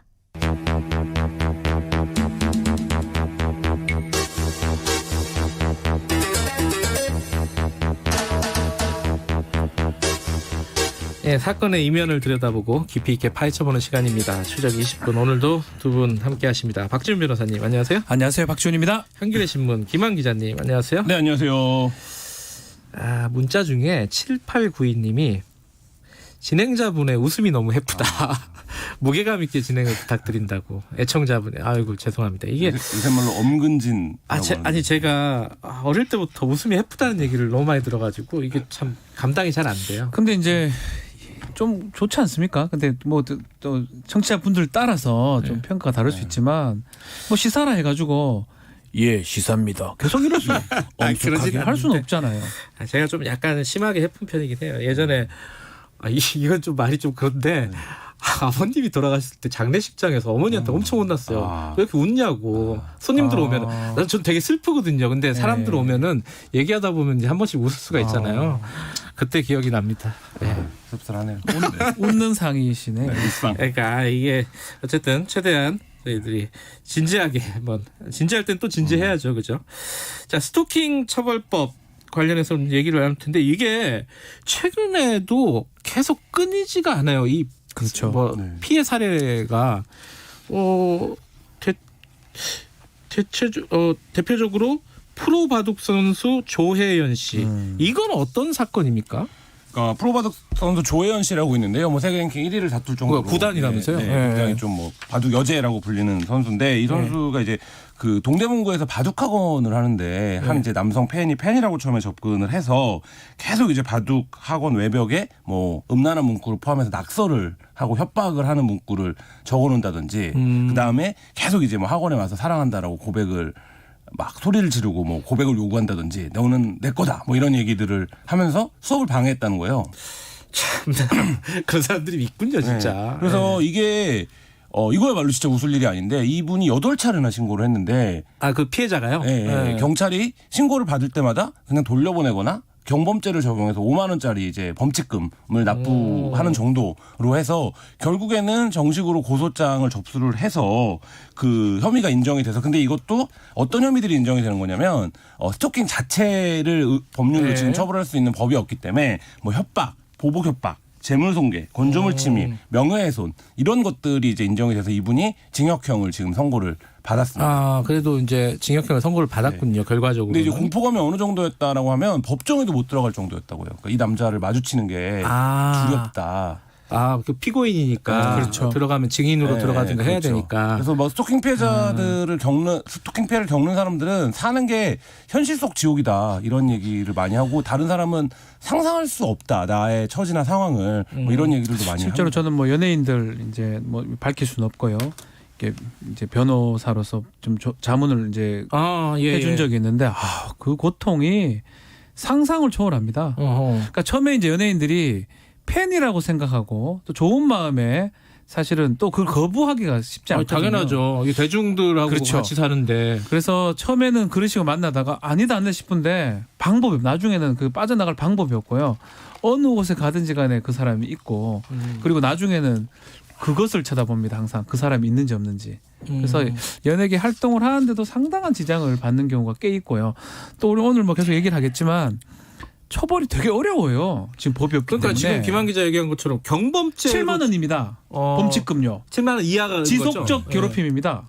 지속적 괴롭힘 3번 정도 와서 뭐 이렇게 그게 기준이 한 3번 정도예요? 가장 무서운 게 뭐냐면 쳐다보기만 하는 게 가장 무서워요. 그렇죠. 우리 지금 현행법은 와서 접촉하거나 요구를 하거나 이러면 다른 형법으로 처벌이 가능합니다.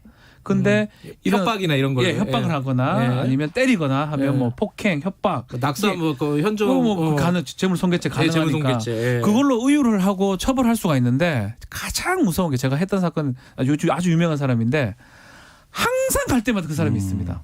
쳐다보고 있는 거예요? 쳐다보고 있고요. 그건 섬찟하네. 항상 그 쳐다보는 거는 처벌 방법이 없어요. 뻔히 보는 거.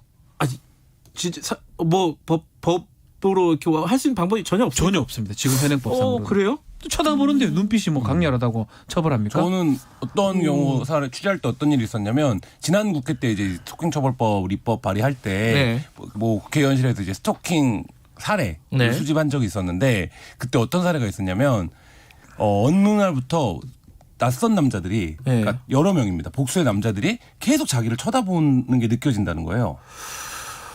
그래서 이분이 그걸 추적해 보니 이 남자들이 온라인 커뮤니티에서 만나서 일종의 역할 게임처럼 몇 시부터 몇 시까지는 내가 따라다닐게, 몇 시부터 몇 시까지는 내가 따라다닐게 이렇게 해서 한 명의 여성을 왜 그래요?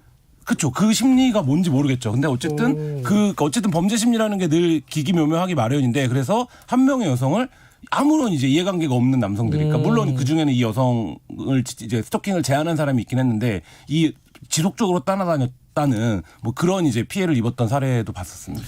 김정훈 님이 이런 말씀을 해주셨어요. 굉장히 적절한 비유인 것 같은데 스토커는 층간소음이랑 비슷하다. 맞습니다. 이게 남들은 유난 떤다고 하는데 당사자는 정말 미쳐버릴 것 같다. 그렇죠. 저도 스토커를 한번 당한 적이 있어요. 그 예전에 한 10년도 넘은 일인데 그건 스토킹이라고 하기도 좀 애매한데 저는 무서웠어요. 왜냐면은 손편지가 자꾸 오는 거예요. 여성분이라고 밝혔는데 그래서 굉장히 저의 어떤 취재 내용이나 이런 것들을 정확하게 알고 있더라고요.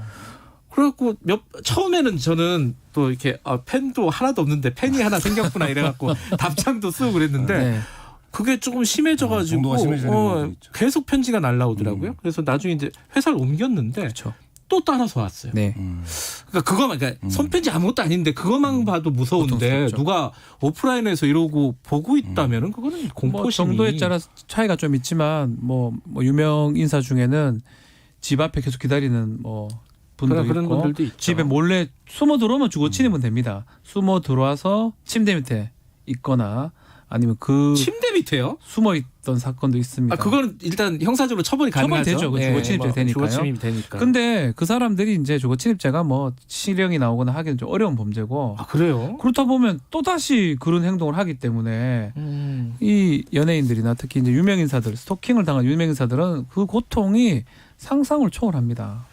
그러니까 이게 배우 박하선 씨가 그런 얘기를 했대요. 스토커들은 이 신고를 피하는 방법을 너무 잘한다. 그러니까 아까 말씀하신 것처럼 집에 몰래 들어가면 처벌을 받을 거 뻔히 아니까 집 앞에서 그냥 이렇게 쳐다보고만 있다. 그렇죠. 이러면 처벌을 할 수가 없다는 거 아니에요? 처벌할 그렇죠? 방법이 없습니다. 그리고 뭐 이렇게 어떤 발언들이나 협박들을 하는데 주어를 이제 사용하지 않는다든지 뭐 이런 방법들. 그러면 이게 이제 스토킹 그 자체로 처벌이 안 되고 협박이 성립해야 되기 때문에 협박이 되려면 명확한 이제 명시적인 이런 것들이 필요하잖아요. 요건들이. 근데 이제 그것들이 두루뭉술할 경우에는 뭐 연예이다 보니까 일반적으로 팬이 있는 개념이 있기 때문에 관계가 있기 때문에 뭐 그런 부분들, 그러니까 박하선 씨를 스토킹했던 사람도 그런 부분을 정확히 알고 있었고, 그다음에 스토킹 자체에 대한 처벌이 실질적으로 어렵다 이런 부분들도 이제 알고 있었어서 남편이랑 상의를 하는 과정에서 어떻게 할까 이렇게 하다가 그 부분들 때문에 남편이 일단 좀 뭐 만류를 하고 일단. 뭐 이런 경험들이 있었다고 하더라고요. 그러니까 이제 그만큼 이게 만연해 있는 것에 비해서 너무 이제 처벌이나 혹은 이거에 대한 사회적 인식 정도가 좀 부족하다 이렇게 볼 수 있을 것 같습니다. 그러면은 지금 이제 처벌이 어렵다는 얘기를 계속 했는데 그러면 이제 법을 만들면 되는 거잖아요. 만들어 놓죠. 통과가 안 될 뿐이죠. 그러니까 국회 계류 중인 거예요. 네, 이게 굉장히 오래됐다면서요? 이게 이게 12차례 정도 제가 올라간 걸로 알고 있고 19대부터 계속 올라갔었어요. 그 그럼 이전에도 10년 넘은 거 아니에요? 오래됐죠. 그래서 이제 어떻게 돼 있냐면 사실은 좀 명확성이 좀 부족한 부분 때문에 계속 이 통과가 안 됐던 부분도 있긴 한데 법리적으로 의사에 반해서 접근하거나 진로를 막거나 주거지 근처에서 기다리거나 우편이나 정보통신망 이용해서 반복적으로 영상 등을 글을 보내거나 정당한 이유 없이 반복적으로 피해자에게 불안감을 야기시킨 행위. 이게 스토킹인데 좀 어렵죠. 어렵네요. 그러니까 명확성 때문에 그렇습니다. 형벌법규는 아주 명확해야 됩니다. 딱 누가 들어도 한숨에 이해가 돼야 되고 다의적으로 해석될 가능성이 없어야 되는데 이 부분 근데 사실은 스토킹이라는 게 우리 지금도 계속 얘기하지만 하나로 정의하기 어렵습니다. 근데 요 정도로 해놓으면 대부분 스토킹에 들어가긴 하거든요. 근데 사실은 좀 선상이 어려운 선상들이 생길 수가 있어요. 정말 단순 팬심으로 옆에 있는 사람들도 스토킹이 될 가능성도 있기 때문에 그런 거가 지금 문제가 되고 또 뭐 이런저런 이유로 아직은 통과가 안 되는 상황입니다. 기억하실 텐데요. 박사방 공범 중에 살인 청탁을 했던 사람, 담임 교사를 7년간 이제 상습 협박하고 이제 스토킹했던 이제 피해자인데 이 범죄자의 혐의에 스토킹이 안 들어가 있습니다. 근데 이 범죄자가 했던 모든 이후의 범죄는 이 스토킹에서 비롯된 거거든요. 근데 실제로 이 범죄자의 공소장에는 스토킹이라는 단어가 없어요. 그러니까 이게 뭘 의미하냐면 두 가지 측면인데 하나는 지금 현재 계속 얘기했던 스토킹을 처벌할 법률이 없다라는 것과 대부분의 스토킹들이 처음에는 낮은 단계에서 시작되지만 점차 중차대한 범죄로 확장되어 갑니다. 그래서 이게 법 쪽에는 그동안 어떻게 인식했냐면 스토킹 자체는 아직 중범죄는 아니다. 근데 스토킹 이후에 어떤 행위가 발생되면 그거를 처벌할 수는 있지 않냐. 근데 명확하지 않은 스토킹을 처벌을 할 경우에는 이제 과잉입법이나 혹은 과잉처벌의 우려가 있다. 이런 인식이 강해져 왔는데 강해서 이제 그동안 계속 입법에도 불구하고 그 처리가 안 되었는데 여성계에서는 스토킹 자체를 처벌하지 않으면 이후에 발생할 범죄를 예비하는 것과 같다. 이렇게 지금 보고 있거든요. 그러니까 요 시각 어딘가에서 좀 접점을 찾아서 스토킹에 대한 처벌법이 제정이 돼야 되지 않을까 싶습니다. 그러니까 아마 그렇게 생각하시는 분들도 있을 것 같아요. 그러니까 좋아서 처음엔 다 그렇게 시작하잖아요. 그리고 예를 들어 막 마음에 들었어요. 그래가지고 가서 따라가서 뭐 전화번호를 달라고 한다든가. 그럼 이건 스토킹이냐?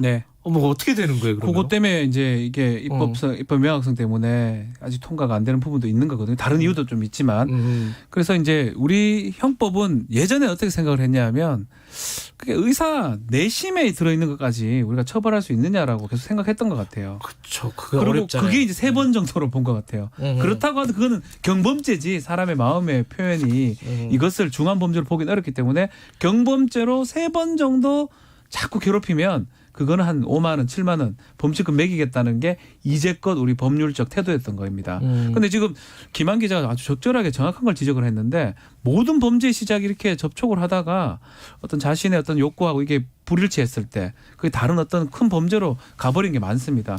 이른바 이별할 때 연인 간의 범죄 같은 경우도 비슷하거든요. 처음에는 그렇게 시작하지 않지만 시작은 그렇지 않지만 결과가 참혹한 경우가 많기 때문에 예방적 측면에서 스토킹이라는 거 형벌의 명확성 원칙에 반할 여지는 있지만 그것을 좀 잘 좀 보완을 해가지고 미리 조금 범죄를 예방할 수 있는 차원에서 그것을 범죄화하는 게 필요하다는 게 지금 이제 스토킹 처벌법에 나왔던 내용들입니다. 스토킹을 개념적으로 보면 뭐 저는 복잡하지 않을 수 있다고 보는데 왜냐하면 법리적으로는 복잡한 쟁점이 있을 수 있지만 지금 이제 사람들의 어떤 상식적 눈높이에서 보면 그러니까 저희가 그 미투 이후에 많이 했던 말 중에 하나가 no means no라는 말 많이 했잖아요. 그러니까 싫다고 하면 싫은 거다. 그러니까 이 스토킹도 그 사람이 어떤 행위를 했느냐가 중요한 게 아니라 상대방의 의도에 반하면 처벌하면 되거든요. 그러니까 내가 하지 마라고 했는데 그러니까 처음엔 팬인 줄 알고 명시적으로 하지 말라고 했는데 하면 그 단계에서부터는 범죄가 될 수 있다. 그러니까 상대방의 의도와 다르게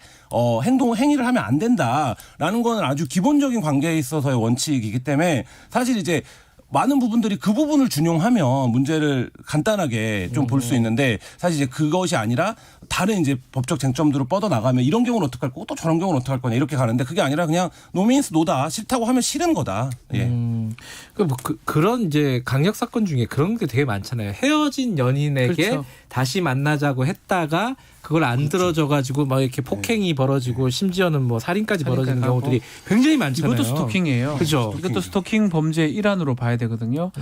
처음에는 뭐 범죄 행위를 하지 않고 기다리거나 뭐 그렇죠. 이렇게 집 앞에서 보통 기다리잖아요. 예, 그런 행동을 하다가 그 다음에는 약간의 폭행이나 협박을 하다가 그 다음엔 중대한 범죄로 가는 경우가 일반적인 모습인데 그렇기 때문에 스토킹 때부터 막을 수 있는 스토킹 처벌방지법의 주요한 내용 중에 하나가 일단은 스토킹 행위를 했을 때 고소를 해가지고 3년 이하의 징역 또는 3천만 원의 벌금에 처할 수 있고요. 3년 이하 예. 3천만 원 지금 올라가 있는 법이 예, 이제는 처벌이 가능하고 두 번째로 좀 우리가 봐야 되는 게 신변 보호 조치 같은 게 가능합니다. 접근을 못하게 한다든지 경찰이나 이런 데 그렇죠. 요청을 해서요. 예전에 지금 법 기준으로 봤을 때는 어떤 위해 같은 게 생겼을 때나 그 요청을 할 수가 있습니다. 그런데 그렇죠. 지금 이제 스토킹이라는 뭐 이게 행위가 확실하다고 하면 앞으로는 그 행위 때 접근 금지 조치 같은 걸 내릴 수 있기 때문에 그거는 뭐 적극적으로 범죄를 좀 예방할 수 있는 효과가 있지 않을까 생각이 좀 듭니다. 제가 신변보호를 받아봤거든요. 진짜요? 네, 박사방 취재할 때 네, 저랑 가족에 대한 협박이 있었어갖고 경찰이 굉장히 신속하게 움직여줍니다. 그러니까 이게 도입이 되면 실제 이제 말하자면 어떤 전자기기를 타고 다니면서 스마트워치, 네, 스마트워치, 그러니까 나에 대한 위치나 이런 것들을 경찰이 거의 정확하게 파악이 되고 그다음에 어떤 위협이 발생하는 상황에서 내가 별다른 액션을 하지 않고 그냥 스마트워치만 조작만 해도 바로 경찰이 출동을 하는 시스템이기 때문에 사실 이 초기 단계 스토킹 피해를 받는 분들한테는 말씀하신 것처럼 범죄 예방 효과 측면에서는 굉장히 효율적일 수 있다. 아마 이제 그렇게 생각하시는 분들도 있을 것 같아요. 이런 것까지 다 처벌하면 너무 삭막한 거 아니냐라고 생각하시는 분들도 있겠지만은 지금 시대가 좀 바뀌었고, 그렇죠. 예, 그리고 아까 말씀하셨듯이 이게 어떤 범죄의 전조라고 볼 수 있는 아닐 거잖아요. 수도 있지만 예. 아닐 수도 있지만 전조인 경우가 꽤 많습니다. 심각한 확률적으로 범죄. 10%만 그렇다고 하더라도 열의 하나가 그렇다 하더라도 국가로서는 또 형벌 기능으로서는 막을 수밖에 없는 거거든요. 통과가 돼야 될 것 같아요. 근데 지금 국회에서 논의는 하고 적극적으로 하고 있는 거예요? 아니면 그냥 올라가만 있는 거예요? 여야가 될 것 같아요. 네, 합의로 처리한다. 저는 그런 주문도 좀 하고 싶어요. 그러니까 예를 들면 데이트 폭력이라는 말도 데이트라는 말이 그 뒤에 폭력이라는 말을 좀 희석시키는 효과가 있어서 요새는 뭐 교제 폭력으로 쓰자 이런 이제 주장도 있는데 이것도 마찬가지로 교제나 데이트가 같은 거 아니에요? 같은 말인데 그래도 데이트라고 하는 단어가 일반적으로 주는 어감의 느낌이 있으니까 근데 이것도 스토킹이라는 말이 이제 영어를 그대로 갖다 쓴 건데 좀 중립적으로 들리거든요. 그러니까 요 용어를 그러니까 이게 범죄라는 거를 명확하게 할 수 있는 그런 형태로 좀 언론도 그렇고 법률도 좀 바뀌면 좋지 않을까 싶습니다. 단어를 하나 만들어야겠네요. 그죠? 교제 폭력이 아니라 치정 폭력 이렇게 해야 되는 거 아니에요? 좀 나쁜 어감으로 해야 되는 건데. 폭력은요. 저는 어떠한 이유로 정당화 될 수 없기 때문에 뭐 붙일 필요도 없습니다. 이번 국회에서 통과되는 거 한번 지켜봐야겠네요. 그죠? 가능성이 높다고 하니까요. 자, 여기까지 들을게요. 고맙습니다. 감사합니다. 박지훈 변호사 그리고 한겨레 신문 김한 기자였습니다. 지금 시각은 8시 47분 향해 가고 있습니다.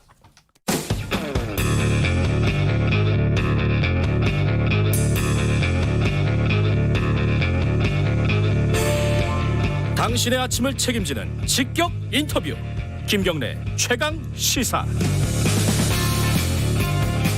네, 저희들이 뉴스 언박싱에서 이 코로나 상황을 간단하게 좀 짚어봤었는데 오늘 사회적 거리두기 논의를 한다고 하지 않았습니까? 격상을 할지 말지 이제 1.5단계로 격상을 했다고 지금 뉴스가 들어왔습니다. 좀 달라지는 거죠. 아까 말했듯이 식당이나 뭐 어떤 대중들이 모이는 어떤 공간에 대해서 규제가 강화되는 건데 이게 지금 다 이유가 있어서 그렇습니다. 그죠? 신규 확진자가 200명 넘게 사흘을 기록을 했고 여러 가지로 좀 위태로운 어떤 징조들을 보이고 있다. 이런 얘기들이 있습니다. 김호란 국립암센터대학원 예방의학과 교수님 잠깐 연결할게요. 김 교수님 안녕하세요. 네, 안녕하세요. 1.5단계 이게 사실은 주말에 좀 격상시켰어야 되지 않느냐 이런 얘기들도 꽤 많더라고요. 예. 지금 지나고 나서 생각하니까 그렇게 얘기할 수 있는데요. 예. 이제 저희가 정해놓은 기준이 있기 때문에 기준을 봐야 되고 이미 주말에는 네. 사실 격상 기준의 80%가 넘었기 때문에 예비 정보를 한번 했었죠. 지금 1.5단계가 되면은 이 국민들은 어떤 부분이 달라지고 무엇을 조심해야 되는지 뭐 다들 잊어버리시니까요. 잘 그 좀 간단하게 좀 설명을 해주세요. 예, 그동안 한 칸 뛰어앉기를 했던 스포츠 예. 또 종조시설 이런 데는 2칸 뛰어앉기를 해야 됩니다. 그거 쉽네요. 한 칸이 아니라 2칸이다. 예. 예, 그렇습니다. 그리고 그동안 특별히 인원 제한을 하지 않았던 뭐 결혼식장이나 장례식장, 목욕장 이런 데도 이제 4제곱미터당 한 명으로 인원이 제한되기 때문에 네. 이제 먼저 생각을 해보고 몇 명이나 들어갈 수 있는지 네. 보셔야 됩니다. 그리고 이제 노래 연습장, 뭐 실내 공연장 이런 데서는 이제 음식 먹는 거는 더 이상 안 되고요. 예. 그다음에 방문 판매 가시는 어르신들이 있는데 네. 홍보관 이런데 밤 9시 이후에는 이제 운영이 안 됩니다. 네, 그리고 이제 우리가 많이 가는 식당이나 카페 이런 데가 이전에는 이제 150제곱미터랑 큰 시설만 뭐 이제 테이블 간에 뭐 1m 거리 두기라든지 네. 뭐 한 칸 띄우게 했었는데 네. 50제곱미터 이상 시설까지도 다 의무화가 됩니다. 지금 이계환님이 질문이 하나 들어왔는데요. 영업시간 제한은 아직은 없는 거죠? 그렇습니다. 1단계 하고 이제 1.5단계 정도는 이제 네. 좀 왔다 갔다 하면서 조금 강화했다, 좀 풀었다 이렇게 하는 방법입니다.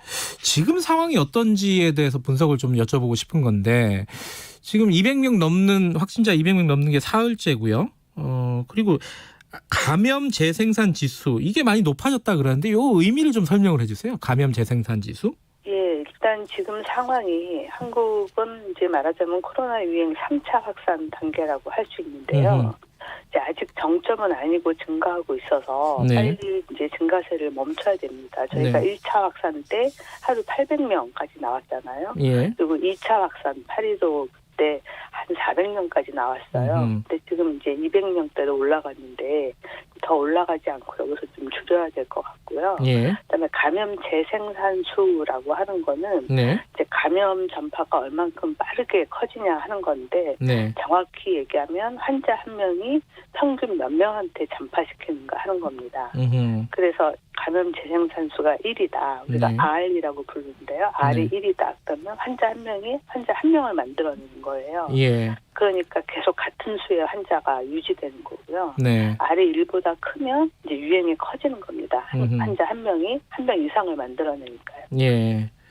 그러면은 지금 상황은 1보다 많이 큰 겁니까 지금? 많이 크지는 않은데 예. 1.3 정도, 1.3이 조금 안 되는데 문제는 지금 현재 상황 자체가 100명에서 200명 정도 수준이기 때문에 네. 1보다 크게 되면 생각보다는 굉장히 빠르게 환자 수가 늘어나는 겁니다. 아하. 근데 이제 그냥 언뜻 쉽게 생각하기로는 그때 한 50명 이하로 관리될 때도 있었잖아요, 확진자가. 그렇죠. 그럼 100명 넘어가고 이럴 때 우리가 조금만 조심하면은 뭐 내려가지 않을까. 근데 이게 쉽게 안 내려가고 점점 늘어난단 말이에요. 이거는 왜 그런 겁니까? 우리가 뭔가를 잘못하고 있는 겁니까? 그렇지는 않고요. 예. 그러니까 이제 8.15 이후에 예. 우리가 뭐 10월 3일, 9일 이제 집회도 잘 관리했고 예. 최근 이제 할로윈도 굉장히 이제 조심을 하면서 일부 네. 아예 음식점이나 유흥시설이 문을 닫기까지 했거든요. 네. 근데 코로나 특성상 무증상 감염이 있기 때문에 이제 눈에 안 보이는 환자들이 어딘가에 있습니다. 그래서 굉장히 이제 강력하게 해서 환자 수가 줄어든 것 같지만 네. 이제 방역의 경계심을 풀고 모임이 많아지면 언제라도 다시 증가한다는 거예요. 지금 앞으로 남은 어떤 위험한 상황이 뭐 수능 얘기도 하고 크리스마스 얘기도 하고 연말 모임 얘기도 하고 이런 것들을 지금은 좀 자제를 해야겠어요. 그죠? 그렇습니다. 모임이 많아지면 환자가 늘어나는 거는 다른 방법이 없습니다. 그렇다고 수능은 안 칠 수 없고요. 그죠? 수능은 그렇죠. 어떻게 해야 되는 겁니까? 예, 그렇지만 우리가 조심해서 하면 총선도 굉장히 잘 관리해서 총선 관련된 유행이 없었잖아요. 예. 이제 집회나 이제 할로윈도 마찬가지였고요. 그래서 우리가 알고 열심히 대비하는 거는 충분히 관리가 가능합니다. 그런데 이제 이제 이태원발 유행도 그랬고 8.15 집회도 그랬고 우리가 예상하지 못했던 그런 유행이 생기게 되면 네. 언제라도 이제 폭증하게 되는 거죠. 네, 좀 긴장을 해야 된다라는 말씀이신데, 근데 그게 참 지금 요새 어려운 게 화이자도 그렇고 모더나도 그렇고 백신이 굉장히 성과가 좋다 지금 중간 결과지만은 이런 뉴스들이 나오니까 조금 마음이 회의해지는 건 사실인 것 같아요. 이게 조금만 버티면 이제 넘어가는 거 아니냐, 막 이런 것 같은데 이거 어떻게 말씀을 해주시겠어요, 그 국민들에게? 네, 그렇게 생각이 될 수도 있지만 어떻게 보면 좀 희망 고문일 수도 있습니다. 희망 고문. 거기서 개발에 성공했다고 해서 내가 바로 맞게 되는 건 아닙니다.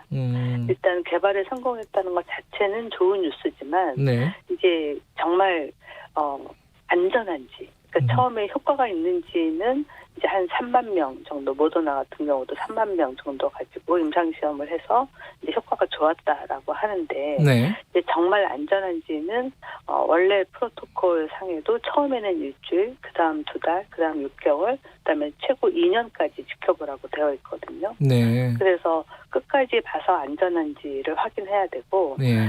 실제로 예방접종을 하게 되면 전 세계에서 몇십억 명이 맞게 되는 거잖아요. 네. 지금 3만 명, 4만 명 정도는 굉장히 적은 숫자고 예. 또 임상시험에 참여하기 위해서 기저질환이 없고 젊은 사람을 대상으로 한 거예요. 그래서 실제로 맞을 사람은 기저질환도 있고 나이도 많고 또는 어린 사람들인데 예. 거기서도 안전한지 봐야 되고 각 나라에 예를 들어서 백신이 이제 운송이 됐다라고 하면 각 나라에서 그때부터 아주 짧지만 간이로라도 임상시험을 다 해야 됩니다. 우리나라가 수입을 해온다고 해서 바로 맞는 게 아니군요. 그렇습니다. 우리나라에 들어와도 모든 백신이나 치료약은 한국에서 임상시험을 해서 안전하고 효과가 있는지를 검토를 해야 한국에서 승인이 납니다. 지금 속도로 보면은 백신 개발 속도로 보면 우리는 언제쯤 시작이 될까요? 백신 접종이라든가 이런 거 예측을 해보면요. 한국에서 만드는 백신이요? 아니요. 그 외국에서 수입을 먼저 하는 게 빠를 거 아닙니까? 그죠?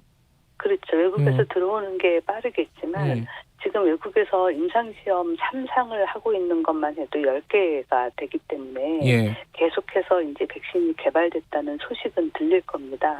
그런데 백신을 만드는 다양한 플랫폼들이 있어요. 이제 코로나 백신 자체를 이렇게 필드 백신이라고 해서 자백신을 만든 이런 거는 없고요. 다른 백신을 다른 바이러스를 가지고 이제 죽여가지고 코로나 바이러스의 유전자를 넣어서 만든 그런 백신도 있고 사실 그런 방법은 우리가 고전적으로 많이 써왔던 방법이에요. 그런데 지금 이제 빠르게 나온 화이자나 모더나는 지금까지 한 번도 안 써본 RNA라는 유전자를 가지고 만든 거예요. 그렇기 때문에 이 RNA 백신 자체가 굉장히 빠르게는 진행이 되는데 아주 안전할지 이거는 아직 한 번도 우리가 이런 종류의 백신을 안 써봤기 때문에 확신하기가 어려운 거예요. 그래서 좀 기다려봐야 되고 이 유전자 자체가 온도에 굉장히 민감하기 때문에 지금 모더나는 영하 20도지만 화이자는 영하 70도에서 보관을 해야 되는 거거든요. 운송도 마찬가지고. 희망 고문이라는 말씀이 어렵죠. 좀 가슴이 아프네요. 그래서 좀 더 기다려야 된다. 그렇습니다. 알겠습니다. 김원환 교수님이었습니다. 고맙습니다. 고맙습니다. 오늘은 여기까지 하겠습니다. 펜션에서 불이 나 한 다세대 주택에서 불이 나